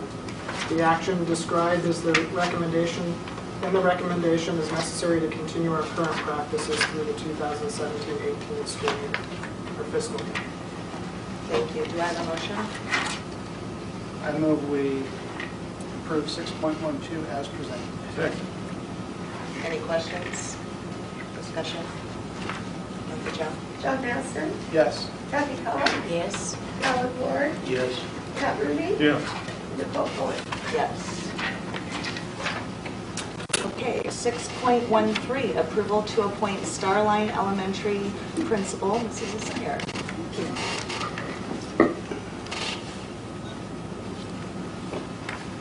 Madam President, members of the board, I would like to recommend that the governing board approve the appointment of Corey Triossi to the position of Starline Elementary School Principal. Corey brings over 30 years of experience in education to this position of principal, with the last 26 years employed with Lake Havasu Unified. During this time, she has worked as an elementary teacher, a reading interventionist, an academic coach, and most recently as the interim principal at Starline Elementary School. Corey holds a Bachelor of Arts in Elementary Education from the University of Arizona, a Master of Arts from Northern Arizona University in Elementary Education with an emphasis in reading, and a Master's in Education, right, in Educational Administration from Grand Canyon University. Corey has experience in planning and facilitating professional development, conducting classroom observations, formulating school-wide programs and initiatives in order to ensure optimal learning and safety.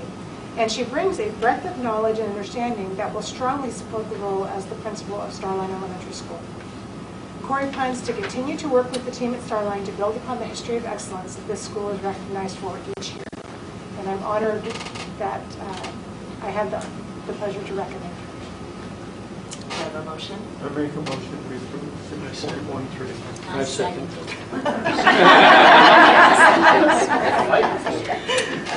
What did we just appoint her to? Any discussion or comments or questions? Do you know what you're in for? She does. She got good taste. A great staff. Good. Collaborative. I'd just like to say, don't be bashful. If you need anything, feel free to contact the board members. I'm calling daily. Daily? All right, congratulations. Thank you. Corey.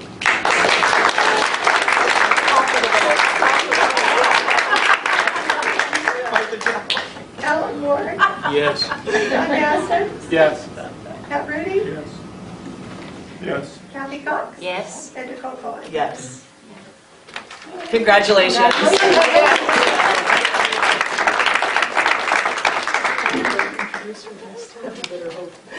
Would you like to introduce your guests that are with you tonight?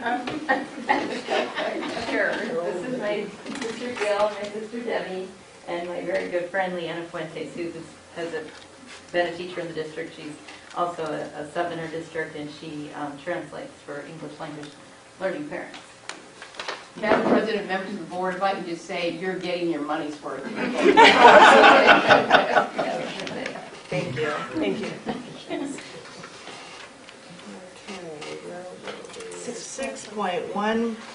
6.14.1. Let's see, approval of changes to extracurricular, co-curricular enrichment activities for tax credit funds, Educators Rising, Lake Havasu High School. Mr. Murray. Madam President, members of the board, it is recommended that the governing board make an exception to the moratorium imposed in 2015 and approve the addition of recommended clubs to the list of tax credit accounts, Educators Rising at Lake Havasu High School. Mr. Becker, the principal at Lake Havasu High School, is requesting the addition of Educators Rising as a tax credit club. It is a nationally recognized organization that provides young people with hands-on teaching experience, sustains their interest in the profession, and helps cultivate the skills they need to be successful educators. Thank you. Do I have a motion? I so move. Any questions or discussion?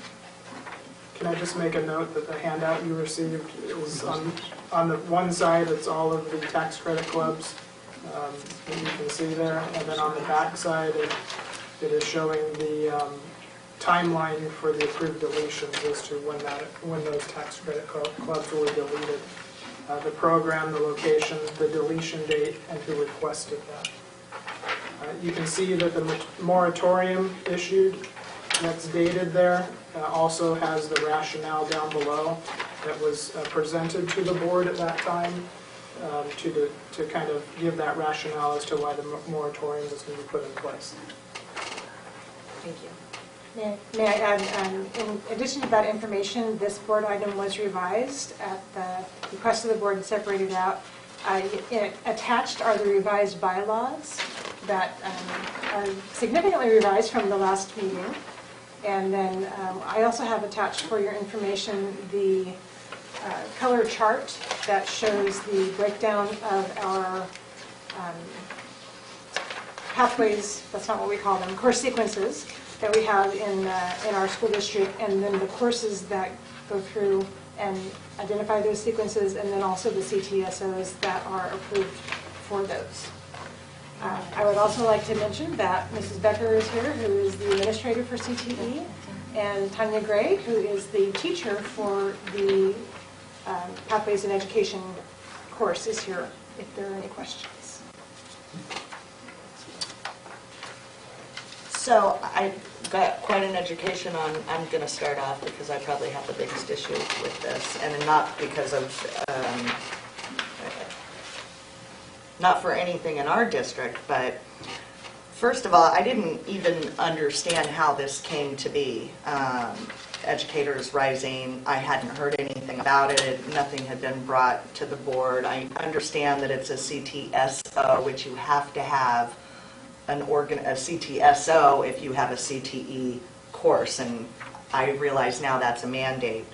But I don't care for this particular CTSO and the principles that I witnessed, that I saw on their website. So I do understand the process more now, and this agenda item doesn't even have to do with that. This is about making it a tax credit. So let me start there. I feel like we have so many on this list that are tax credit items. Every time we add one, we're taking away from somewhere because we only have so many donations, and it was pretty high this last year. Wasn't it $600,000 almost? It was, yeah, or over? It was over. I think Yeah. it was in the 7s. We still aren't funding full day kindergarten, so every time we do add something, we're taking away from somebody. That's a big concern of mine, but also the CTSO that you're mandated to go through gives me reservations. I might be more open to it if I didn't have a problem with the organization behind it. Does that make sense? So I don't know if I'm the only one. I know I'm the one that had the biggest problem, but I don't know if I'm the only one that had an issue with this tax credit. Could you clarify your issues? Because maybe I could address them. Within the Educator Rising? Yeah. Well, I guess with their principles listed on their website, they're under the domains and lesson plan topics. So we've got this group, and we're teaching young children, or we're exposing them to the world of being educators.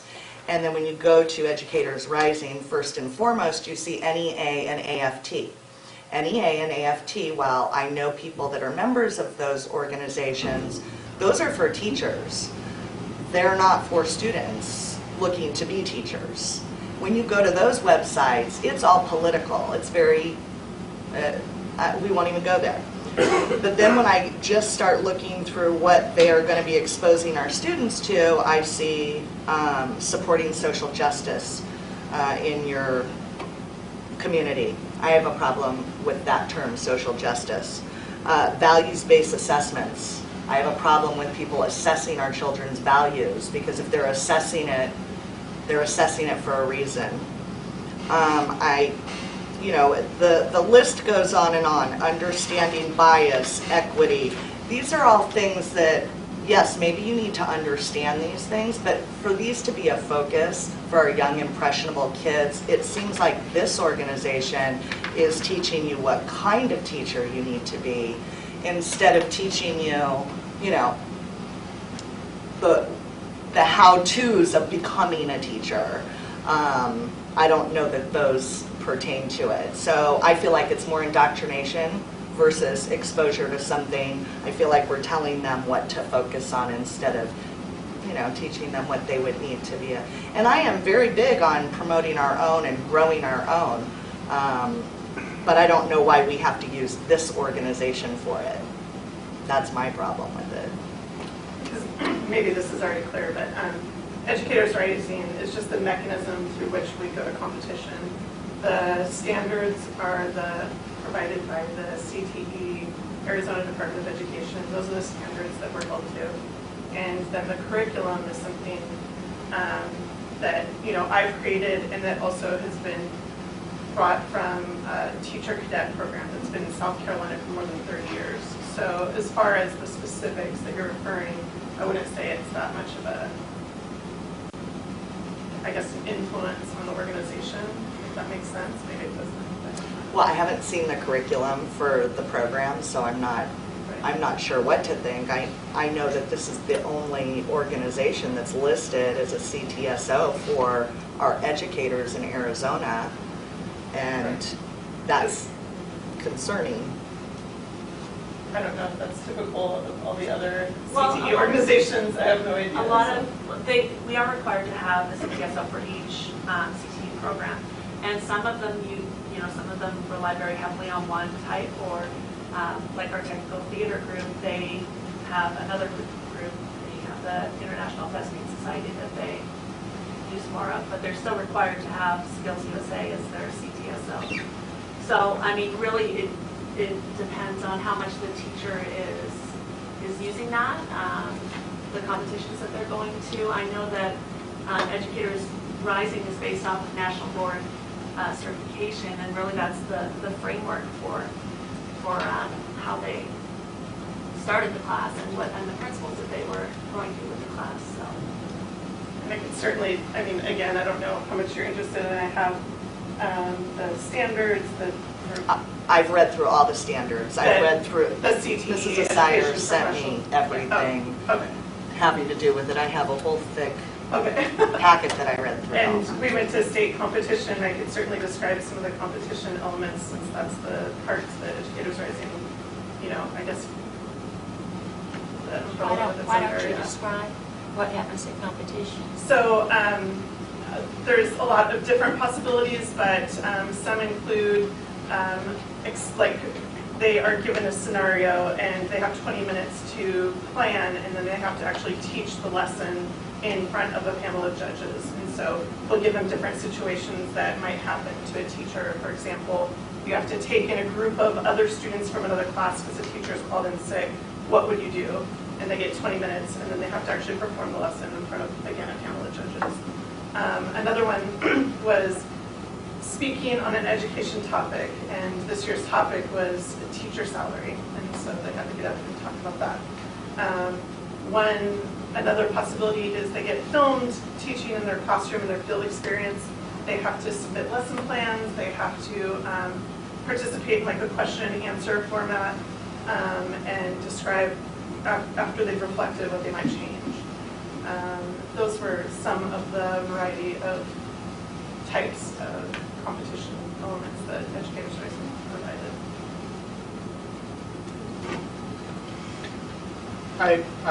I would share that concern. I want to make sure that when we're teaching children that we're teaching them without an agenda attached to it. You know, if we have a standard CTE course, say like I'm just going to pick on drafting because I go back to that era, or electronics, and you're going into a Skills USA competition, there's not an agenda attached to the training you get. It's very factually based. And when you read the website for Educators Rising.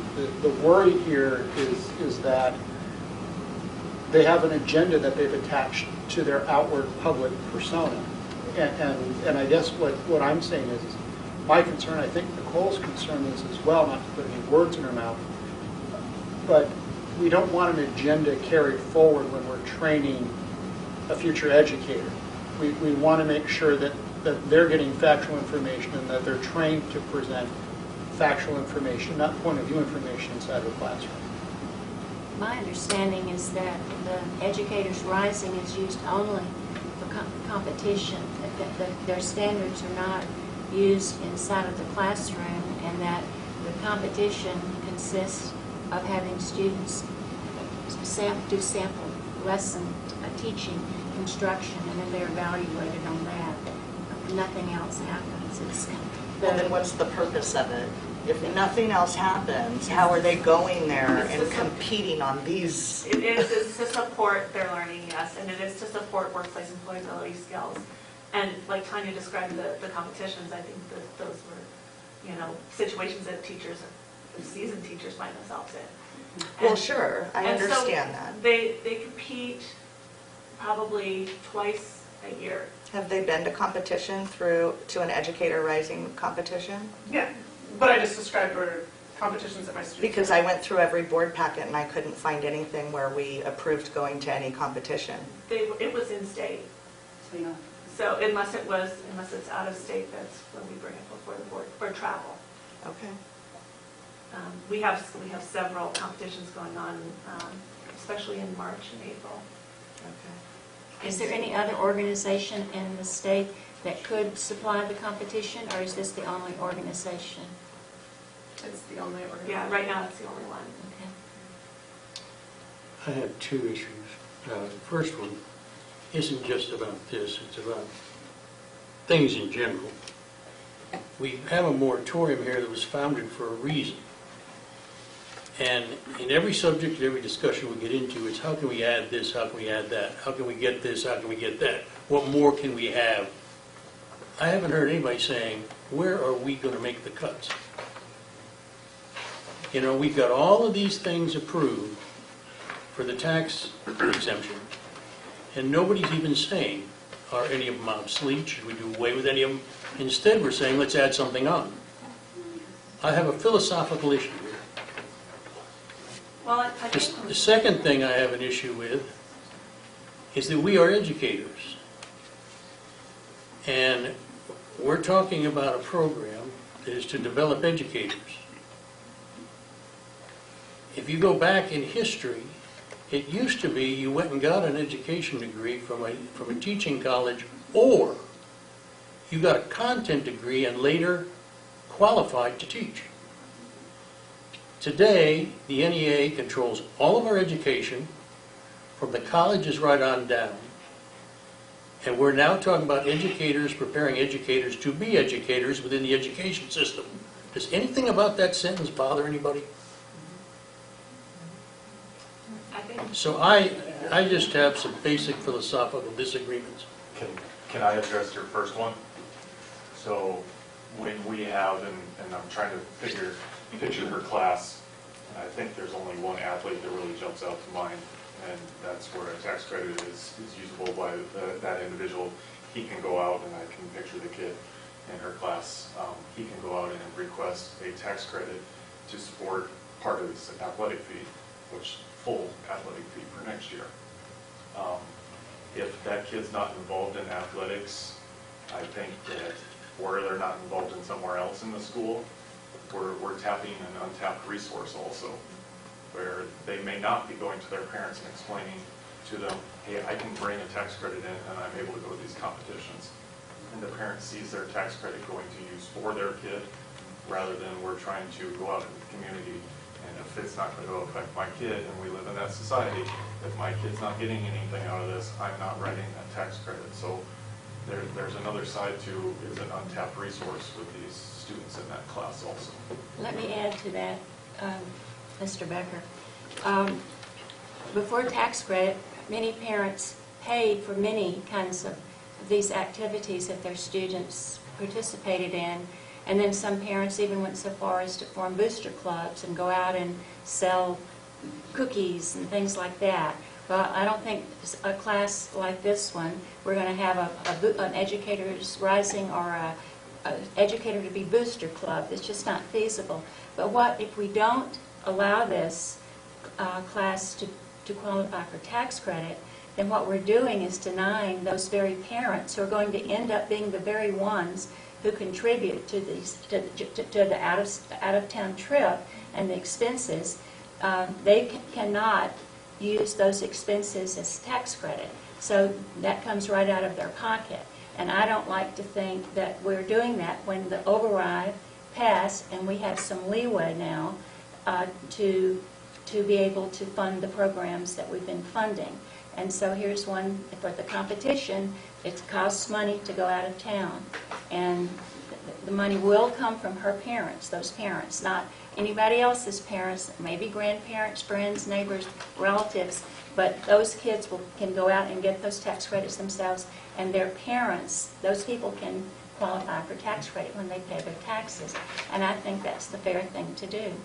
Well, we've done 54 fairness funds so far on this piece of paper. And we've denied some over the last few years as well. And now I don't we can I don't support it. disagree, but you know, at what point do we say enough is enough? You know, and I'm just going to pick on one here because I saw it. The Freshman Mentorship Club is a tax credit club on this list. I'm not going to question what it does, but it just seems like we've got a tax credit fund for everything. And where does that line get drawn? Why don't you ask Ms. Skimp what the mentoring club uses its funds for? It's to give money back to the students in the school, to the freshmen. To do what? The mentors to give things back to the freshmen, like they give them little things at finals time, pay for things. It's an encouragement club. It's a mentor club to do well in school. It pays for items to use with the freshmen throughout the years. The mentors don't have to pay for them themselves, or the teachers don't have to pay for them. But the mentors can do that for their freshmen. I think there's a thin line here too, and we're not going to change the state funding, how they do things, you know. But as I said during the workup, from the moment I've gotten to Lake Havasu, my CPA has told me, you can save tax money by donating to education. I think we need to recognize the fact this is not a donation to education. It's a donation to extracurricular activities. There is a distinct difference. There is a definite difference in those two terms. And we need to be aware of that. Well, Mr. Ward, just to clarify that too, it's not a donation, it's a credit. What's different? Credit, you know what I'm saying. Well, I know what you're saying, but a lot of people say donation, and it's not a donation, it's a direct credit on your state taxes. Madam President, can I make a comment also, just a little history? We had talked for a long time of doing something to grow our own teachers. Way back when Barb was my personnel and I was superintendent, we talked about going to the Philippines to find teachers because we couldn't. My sister today had a teacher resign, and it's very difficult. The pool is shrinking. The other thing this community wants is they would like us to grow our own, to have jobs for people. So if a Lake Havasu student, and we've got a lot of alumni that have come back to teach, that makes parents really happy that because part of the problem in our community is good jobs for young people. And that's one of the things the city's trying to do right now is lower the demographic. I understand your concerns about what you've seen on the website, but I will tell you this. The two women that are here tonight, Marcia Becker and Tanya Gray, I trust them. I've worked with both of them. They're very values-centered, and I know values, when we did the mission statement, it's going to be changed tonight. We talked about there's a core of changeless values like integrity and honesty. And as far as tax credits, for so many years, there's been absolutely no money. So if a community member wants to donate to the freshman mentor, I happen to do full-day kindergartens. That's my passion. But somebody else might understand the transition from middle school to high school is a huge transition. And our graduation rate is really important, so their earning passion is the mentor program.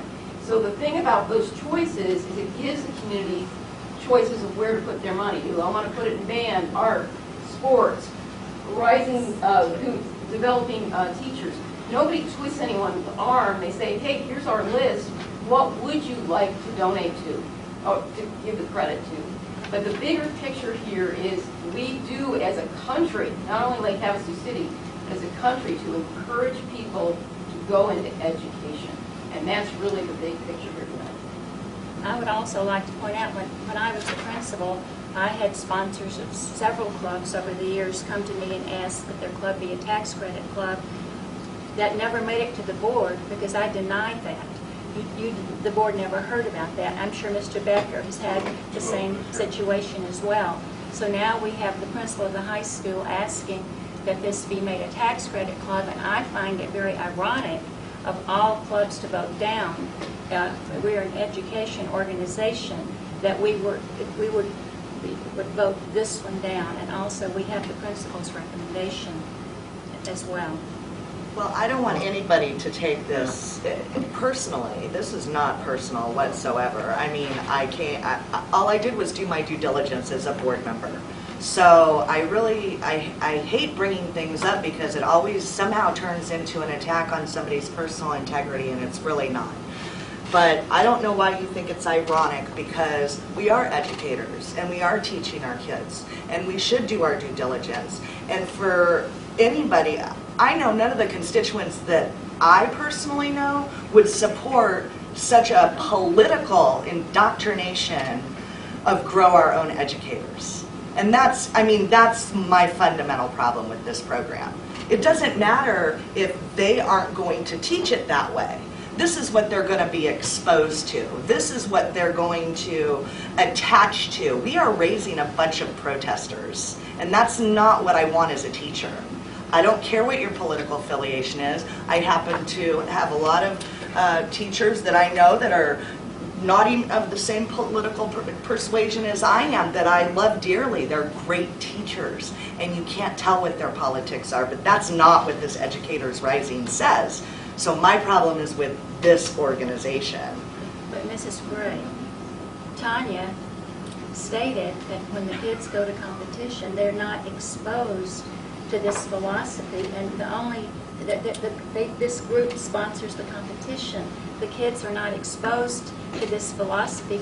Tanya hadn't even seen the philosophy on the website. It's neither here nor there. I mean, social justice is like equity in education, which... What does that mean to you? Everyone has equal access to education. But they don't. I mean, if they don't have equal access, there's always people who are going to have more access than somebody else. So to use that as a way to get people to support an agenda is why that's kind of the problem that I had with the resolution earlier. You know, it's a lot of nice talk, but it's not true. I mean, we have a lot of people who are working very hard to provide opportunities for everybody, but this equality has gone just a bit too far, because we're teaching our kids that they can expect to be treated the same way as everybody else. That's not the reality of the world any of us grew up in. So in order to teach our kids that, I feel like that's a disservice. We can work hard to provide every opportunity, but to teach that this is somehow a right. So maybe we fundamentally disagree with that. Do you teach that to the students, or when they go down to competition? Is that taught to them? Is it discussed? Is it No, I mean, brought we up talk at all? obviously about IEPs and providing individualized education plans and all those things that we're required by law to do, but I mean... So the kids that get to go on the educational tour groups, this is an example. So the kids that are able to go on those trips. The competition. No, educational tour group. Oh, you're talking about something else? Yeah, Okay. that's an opportunity that's provided through the school, right? I mean, it's done on off time and they're chaperoned, but it's provided through the school. Does every student in this district get to go on that trip? Where's the equity? They have the opportunity to if they raise the money. 100% through tax credit. Like, they don't have that, so I mean, not an opportunity not to do You know, Maybe that was a bad I'd like example. to interject something. Well, Sorry, it was a bad example, but Ms. Cohen, I'm not sure what standards or what website you went to, because according to Educators Rising, their 7 standards are teaching profession standards. Understanding the profession, learning about students, building content knowledge, engaging in responsive planning, implementing instruction, using assessments, and engaging in reflective practices. Those are the 7 standards that Educators Rising has posted on their website. So I don't know where... on their website, if you go to their academy curriculum, it's very detailed. And they wouldn't have an academy curriculum unless they were teaching us this curriculum or attempting to teach this curriculum to our students when they attend these competitions. Can I address the competitions? Sure. Is it my understanding that you have to go to the competition? No. Or is it a choice? It's a choice for students to actually go. If they are involved in a tutor in a classroom, they get to choose to go to competitions. The CTE program is an amazing program. I have 2 children that went through it. I don't know if I would have gotten Kaylee through high school without the fashion design. But she did not choose to go to competition. Justin, on the other hand, chose to go to Skills USA. So I had 2 kids that went through the CTE, but it was never a requirement. It was always something that they could have chosen to do. So I think that's where maybe the confusion is, that per classroom is a choice to take that class, and then to go to competition, that's another choice. But it's not a push, or, you know, it's something, and I think they would know what's going on or what's expected of them at the competitions, just like with skills, or just like with our kids that go, like the techs or the lawyers. What are our truth court? What's it? Like Jason, the court. So they have to know a lot of legal stuff. Our group does the court, but they choose that option. So I think maybe we need to clarify that they're not made to go to a competition. It's a choice, and if they choose that, then as a parent and as a group and, you know, as a student, they know what's going on. If I may clarify a couple of things, possibly part of it is a term use, but our program is not the Educators Rising program. Our program is the Education Professions. And the Education Professions has the CTE standards, which are not the Educators Rising standards, although there's some similarity to them, but these are the standards that have been in the Future Teachers of America since the 60s, probably. They've evolved a little bit, but they've certainly gone on. So we have a class, Education Professions, and it has a curriculum based on the CTE standards, and I believe that Tanya has an outline or a syllabus of what she teaches in that class, which we could certainly share with the board. So Educators Rising has 2 components. They have a curriculum that they've developed for people who want to use it in their educational profession program, which is the curriculum that Mrs. Cohen is talking about, which is, it's very well delineated in terms of, as she describes it, the agenda for social justice. And again, we've talked a little bit about how people define those things. But the actual club part of that organization is separate from the curriculum. I think the concern that the board is expressing is, do the tasks that are assigned for the club competitions reflect the philosophy of that organization, and are they in fact influencing our students by the way the tasks are designed? So I think that's really maybe the clarifying question in that respect. We know that according to the statute, we have to provide the opportunity for students to participate in CTSOs in order for them to be considered CTE-funded courses. And unfortunately, it's the state who identifies which are the approved CTSOs. So we don't have a choice. We don't get to say, well, we don't like that one, we can pick another one. I wouldn't even make a political comment about the union influence and all of the other things that have come up. But I think the reality is that, and again, now I'm speaking from my opinion, which maybe I don't have a right to do, but I think that our associations recognize that we do have a teacher shortage going, and if we don't find a way to build our own profession, that we are going to not be in business in the future. And so the Future Teachers in America, which is what I remember, has been around for a very long time. And the idea is if you're good at some of these things like writing IEPs or teaching a class or planning a lesson based on the strategies that we know help students to learn, when we talk about equity, are we differentiating instruction so that, as a learner who, for me, I have to see it or I don't get it. You talk to me and it just goes right over my head. You show me a picture, I got it. So those are the kinds of things that we talk about. So in this particular case, we're sort of in a bind from the standpoint that we really do need to grow our own teachers. We need to encourage the teaching profession and provide opportunities for our students to go through a sequence. We probably need to be more explicit about what our curriculum is so that everybody understands what our curriculum is. And because it's not as objective, it's more subjective than the courses like drafting and electronics, maybe define more clearly what we mean by the terms that are going to be utilized. But the reality is that the program itself, they don't necessarily have a choice in that, but certainly the students do need to participate, and those who choose to do so will need to have funding to do so. And so as the question here is, should they be allowed to use tax credits for the funding of those activities? If this was not approved, I believe this would be the only CTE course that would not be able to collect tax credits for their CTE competitions. So I just kind of wanted to clarify all of that.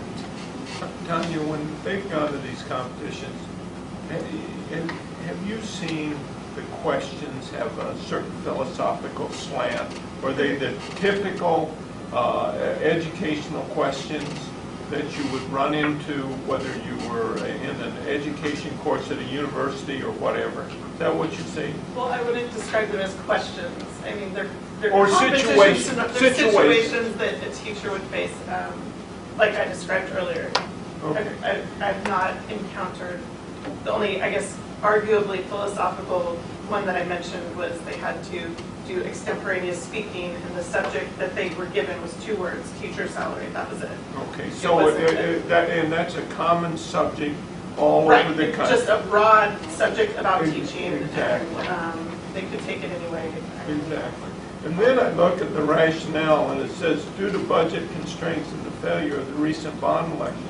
Well, that hasn't happened, and I also noticed down there, since that moratorium, 3 clubs have been eliminated: the Roundtable Program, Social Studies Club, and the Tutoring Club. And periodically, Mr. Becker, do you go through and see if these are still applicable? And then all 3 of those positions are under me. Okay, so not only these like this, the ones that are still on there, periodically you review those and say, look, this is going no place, it could be better, we'll eliminate the club, right? And then I'd like to echo the other thing. You do not, here I had 3 kids. None of them went in, well, one of them went into education, and she just does it part-time. But the 2 others didn't want to have anything to do with it. And so the thing is, we're in a situation now where we better start encouraging kids, just like Future Teachers of America. We better start encouraging kids and putting them into situations so they can examine it at an early age. And a lot of times what happens, kids go through school, they don't have an opportunity to look into other possibilities. And at a later time, what they do is they say, well, no one ever brought that up. I never thought about that. And you hear this all the time. One of my kids is in the military. You hear this a lot of times with kids who only later go into the military. It's never introduced to them, and they find out that it's a very good career option. And so, you know, here you're in, well, the state universities don't produce enough teachers. And are you going to get that pool of kids accidentally? It isn't going to happen. And we hear it on everything. Well, whether it's computers or whatever, we should introduce these kids to this possibility early so that they understand it. But, you know, when it comes to education, we're not doing it. And then we're wondering, why are we not getting the best and the brightest? when in a lot of cases, you used to get that. You know, people went into education because they had a great experience. They wanted to make a difference, and but you don't get that anymore. They're not going in there. So here we have an opportunity through the CTE, and here's another thing. I mean, I went into education, and I never went. Kids didn't know what party I belonged to or whatever. I did not try to sway kids a certain way. Most teachers I found out, particularly in secondary education, that's not their bent. Their bent is to try to make it as objective as possible so that these kids can be thinking individuals, use critical skills to come up with their own conclusions. I found that when I went through school. I found it when I was a teacher and all that. So, I mean, I know this comes up sometimes, that sometimes how there's sort of a conspiracy that is working out there against us. I mean, I think the best thing that works against that is the fact that we've got good people in the classroom that are trying to present the most objective view they can, and they don't try to slant people one way or another, and they expose them to a lot of very objective information. Maybe I'm all wrong, but... You're not wrong, Pat, and that's not what this is about. Well, and this is not about what we're doing in our schools, and I think we should absolutely grow our own. You know, I went back and I found, even before I ran for the board, that was one of my answers for one of the questions the chamber asked me. What do we do about our teacher shortage? And I said, we should be growing our own. I support that. That's not what this is about. And this program doesn't end, and these kids don't not get exposed to this profession and this curriculum if this tax credit is not approved. That's the point right now. But there is an agenda going on, and I'm sorry that you didn't experience it, but my daughter went into a teaching educator program at U of A, and she did experience it. She experienced it as a conservative student, and she experienced it so terribly that she left that and she got her degree in something else. So it is happening on college campuses, and there is a lot of pressure for these young kids to conform or else. And if you don't see that, I apologize, but I do see it. And again, I don't mean this against anybody, and I'm not challenging what we're doing in our schools. I'm challenging, again, the outside influence. And, you know, I've already, you know, sent off an email about this statute that requires us to have these CTSOs. I've already brought it to the ADE's attention that I have a problem with it because it's so politically charged, this CTSO. And now I've said my piece here, I think. So if there's no other questions or comments, we'll go ahead and call for the vote. Alan Ward, No. John Gaston, Yes. Pat Rooney, yes. Kathy Kopp, Yes. Nicole Cohen. No. Okay. 6.14-2, approval of changes to extracurricular, co-curricular enrichment activities for tax credit funds, Thunderbolt Middle School yearbook. Ms. Dermody. Madam President, members of the board, it's recommended that the governing board make an exception to the moratorium imposed in 2015 and approve the addition of recommended clubs to the list of tax credit accounts yearbook at Thunderbolt Middle School. Mrs. Mulligan, principal at Thunderbolt Middle School, is requesting to add yearbook to the tax credit program. The purpose of the club will be to publish the school's yearbook. Members will learn writing skills, photography techniques, computer programs associated with yearbook publication, to work as a team, and to meet pre-selected deadlines. The advisor for this club will be determined when school starts. Thank you. Do I have a motion? I move For action 6.14.2. Thank you. That's what I moved. Do I have a second? I'll second. Any questions? I have a question. Now, Mr. Becker, at the high school, do you have a yearbook club, or I don't see anything on there, right? We have, Excalibur. no, we have digital communications now that's under CTE. Oh, okay. And so I don't think they have a club. So they don't. No, it's not an active club. Okay, it's all done under CTE. so the yearbook at the high school is it's funded through selling the yearbook. Is that it? No, it's funded through career technical education. Oh, okay. It's formally called yearbook. We changed the name to digital communications. Oh, okay, okay. I see. But how do they publish the cost of the yearbook through the sales? That's what it is. Is that how they do it? Yes. So the cost of the yearbook, they cover that through sales of the yearbook, right? Yes. Oh. Mr. Murray, Yes. I'm concerned here a little bit more than I was with the other one. It says here that the advisor, that this is going to go to pay for the advisor of the club? From my conversations with Mrs. Mulligan, that would be part of this. The part of the stipend would be used through that. I didn't think So- you could use tax credit. Well, there'll be a. She's going to have to use part of her auxiliary funds for a K12 source to fund the actual stipend for the teacher itself.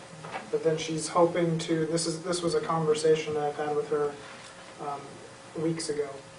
That she was looking to try to get this off the ground and promote student interest, and then also using it for possible other. I'm trying to remember what she was saying with that.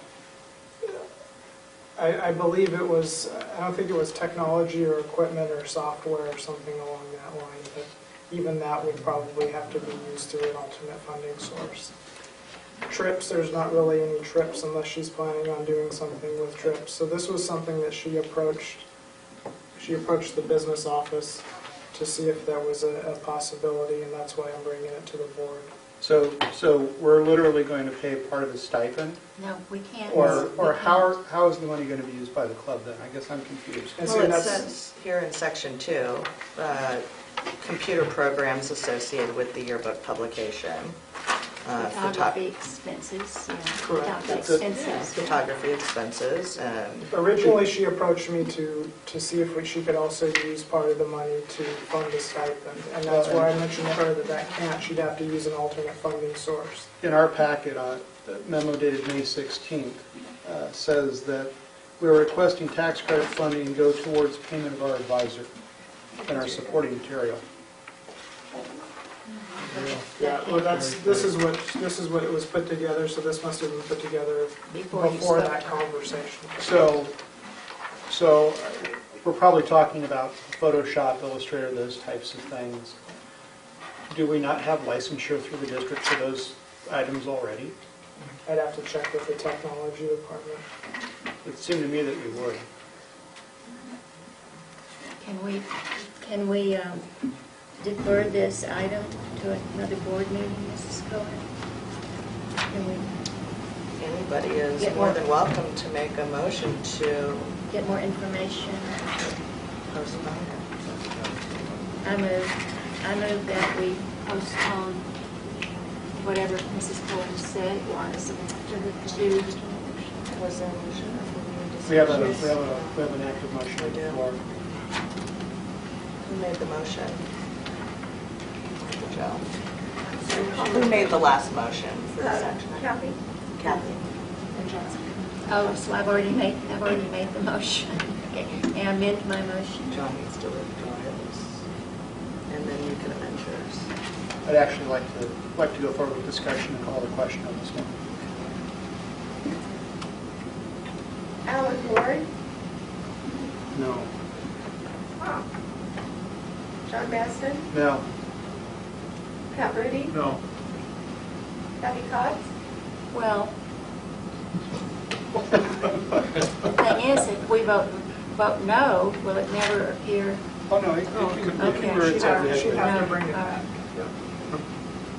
I'm sorry, Kathy, did you say that? No, I'm sorry. No. Okay, 6.15, architectural services, district-wide bond projects. Mr. Murray.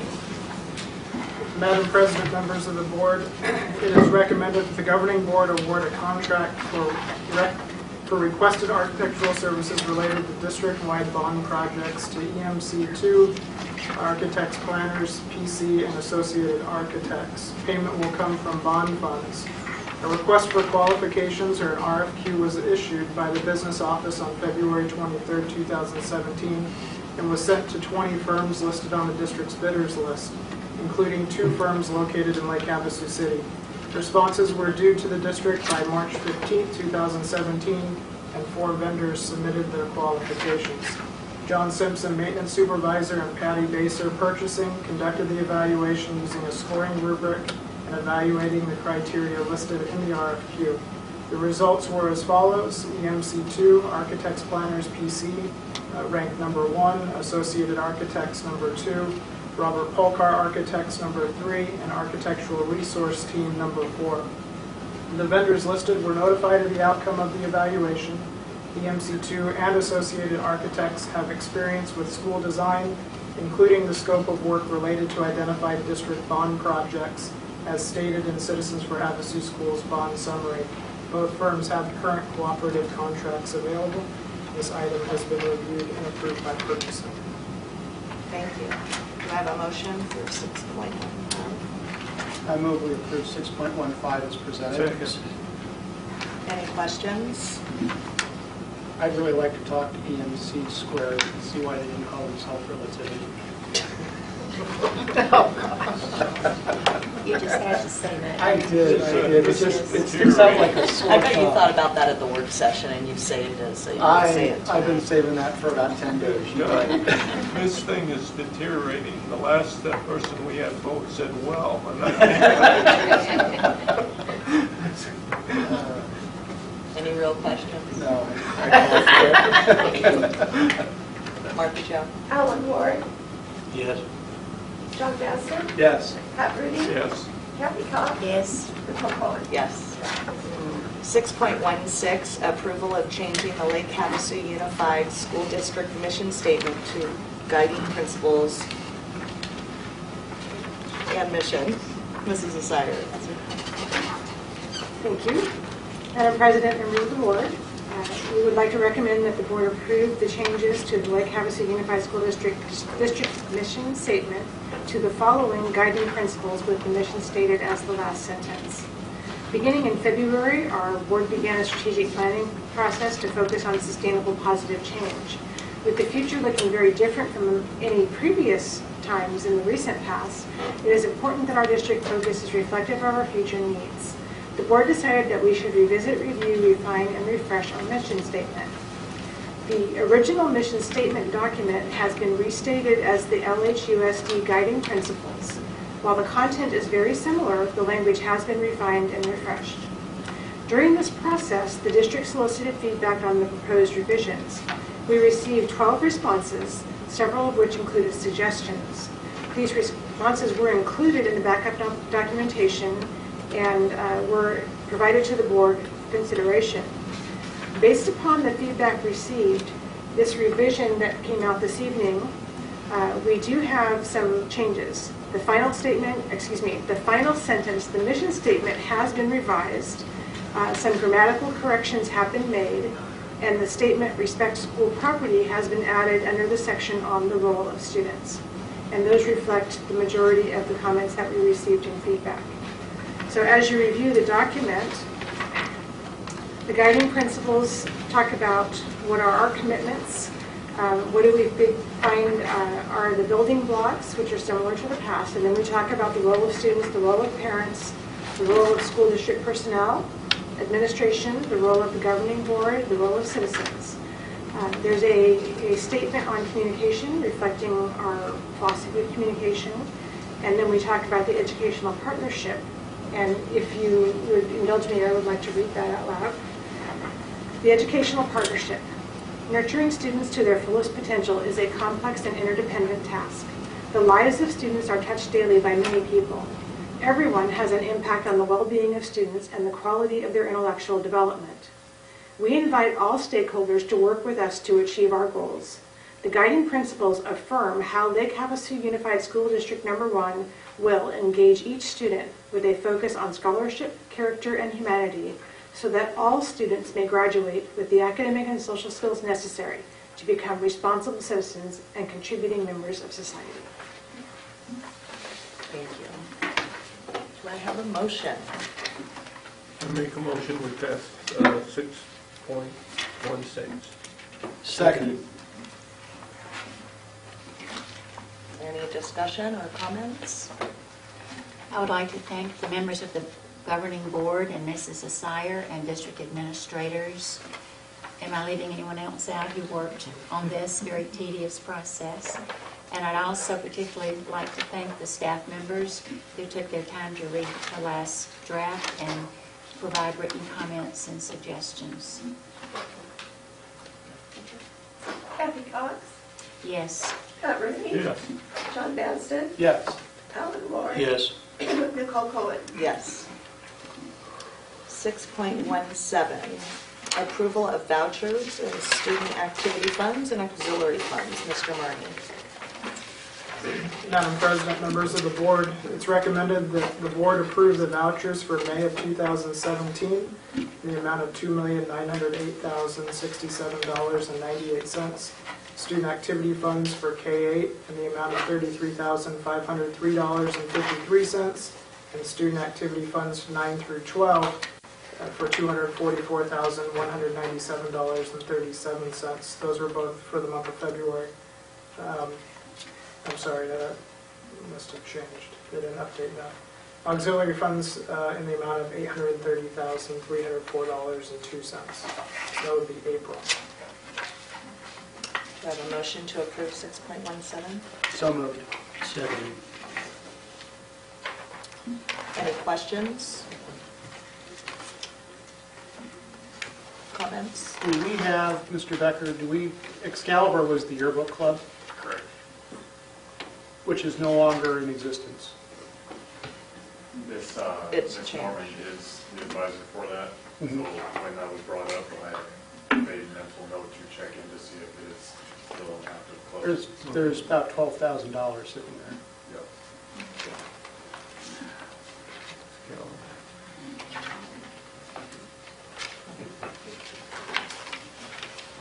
The summary is fantastic. Mhm. Thank you. Any other questions? Madam Johnson? Alan Ward, Yes. John Banston, Yes. Pat Rooney, Yes. Kathy Cox, Yes. Nicole Cohen. Yes. 6.18, approval of benefit changes for fiscal year 2017-18. Mr. Marnie. Madam President, members of the board, it is recommended the governing board approve benefit changes for LHUSD number 1 employees effective in fiscal year 2017 and 2018. On February 21st, 2017, the district's compensation package for 2017-18, including an increase of 5% to the premium contribution per employee, a contribution to the EBT reserve for future stability, and a commitment to cover the difference in the dependent premium increase from 2015-16 for 2017 and 18. LHUSD number 1 Employee Benefit Trust Board of Trustees approved changes for fiscal year 2017-18 on May 17, 2017. All premiums were increased by approximately 5%, including those for employees and dependents. And you have an attachment there. Do I have a motion to approve 6.18? So moved. Second. Any questions?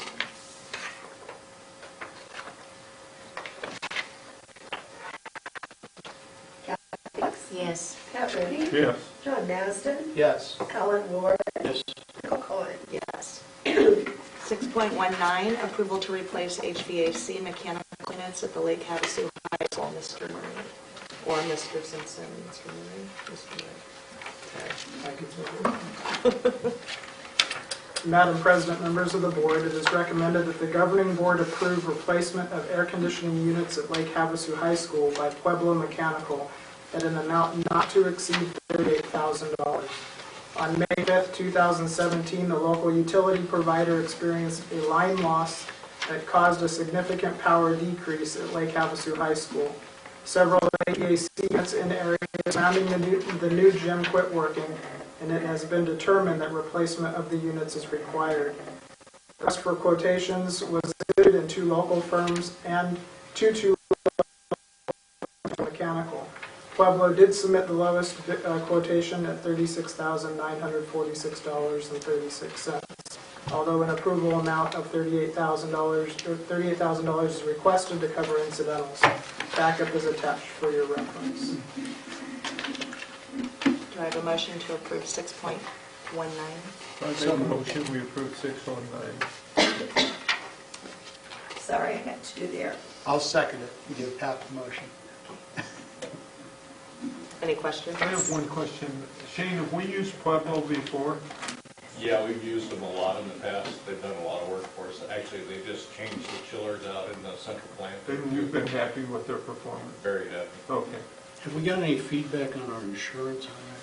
Have we got any coverage on that? It will be covered, yes.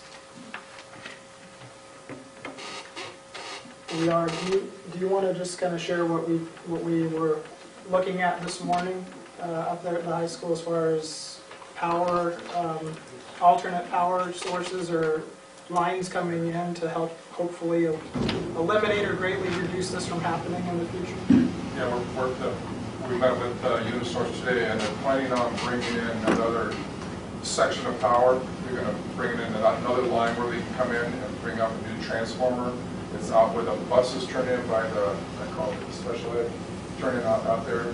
We're going to tunnel under the concrete, right, the asphalt and all that. And they'll have another leg instead of, because where it happened this time, it shut down everything, as we found out. If we come in from the other side, we'll have another power source that they can turn to backfeed, for lack of a better word, the rest of the service back on there. So we'll be coming from one edge of the school, and we'll be able to backfeed and hopefully avoid any more problems like that. Can't promise, but that's the solution. That makes any sense. And they're going to do this at their own expense? Yeah, it's at their own expense. They'll take care of everything on that. We'll just have to give them easements for that. Yeah. Thank you. Any other questions? Good job. Kathy Cox? Yes. Pat Rickey? Yes. Doug Baston? Yes. Alan Ward? Yes. Nicole Fuller? Yes.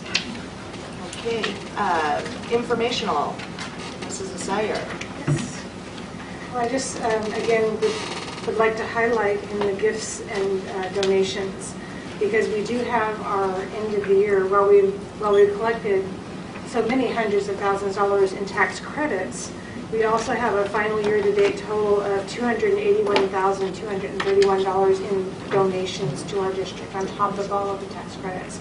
So, you know, our community is giving us close to $1 million a year in order to do the things that we need to do in our system. As always, the donations range from large amounts, like we've approved tonight for the scoreboards, in excess of $30,000, to the donation that somebody could make for $8. And we appreciate all of those, and I don't want to just highlight the high donations because all of those add up to those huge amounts. I also would like to recognize the K12 Foundation, again, music and art in our elementary schools that supports that, those materials and supplies, and the Rotary Club. We had, it was very lovely. We had our, and I mentioned this at the work session, but I would like to mention it again with everyone else here. We had our principals that were awarded checks by the Rotary Club. And this was the Wednesday Rotary, which I'm not sure which group is called which, but this is the one that meets on Wednesdays. And so they gave each of the principals an opportunity to update them on what they were doing and how they would use that money at their school sites. And I just thought that was very rewarding and empowering for our principals to be able to share that they really have a good use for that money and to thank people in person.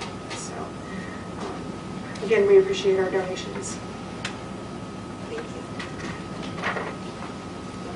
Any any director's reports? Besides the one that we were updated with? Special Okay. services. Good job. Any board reports or? I'm thrilled to see inside the director's report that we've hired a speech therapist. No need for the contract there. I'd like to mention something about that. Mr. Becker, I'm going to mention this publicly. As far as this tax exemption goes, I think if you got with your teachers and you could present that in a way that shows how many students are involved, what they've accomplished, how many have gone on to become teachers, and what is going to be cut from the current listing, you'd have a much better opportunity of getting it approved. And as far as the one for the yearbook, that has an impact on the whole student body, but it's going to have to be fleshed out, and we're going to have to understand exactly what they intend to do. Yeah, typically the principal would be here to present their view of the program. So we can address that at a later date. I mean, my basic feeling is that if we haven't dropped anything, we shouldn't add anything. But the point is, if they want to add something, we need a valid, comprehensive reason for it. What's being accomplished by that particular program or club or whatever. I think she had that in your statement, summary, critical writing skills, etc. But I mean, I think she did put that. But I don't think we should spend this time Well, what I mean rehash is- an action item. I think. What I mean is how many rehash it. students are involved, you know. I mean, Sure. it's only 2 students. You know, that's one thing. If it's 20 students, that's a whole different situation. Okay. Anybody else? Okay. Any more calls to the public? Anybody? Okay. Any questions from the press? I do have one. 6.3, you mentioned last year, you wrote up $3,100. In that, what was that collection for? To collect the 3 free meals, or the alternate meal, or both? That was the 3,100 was the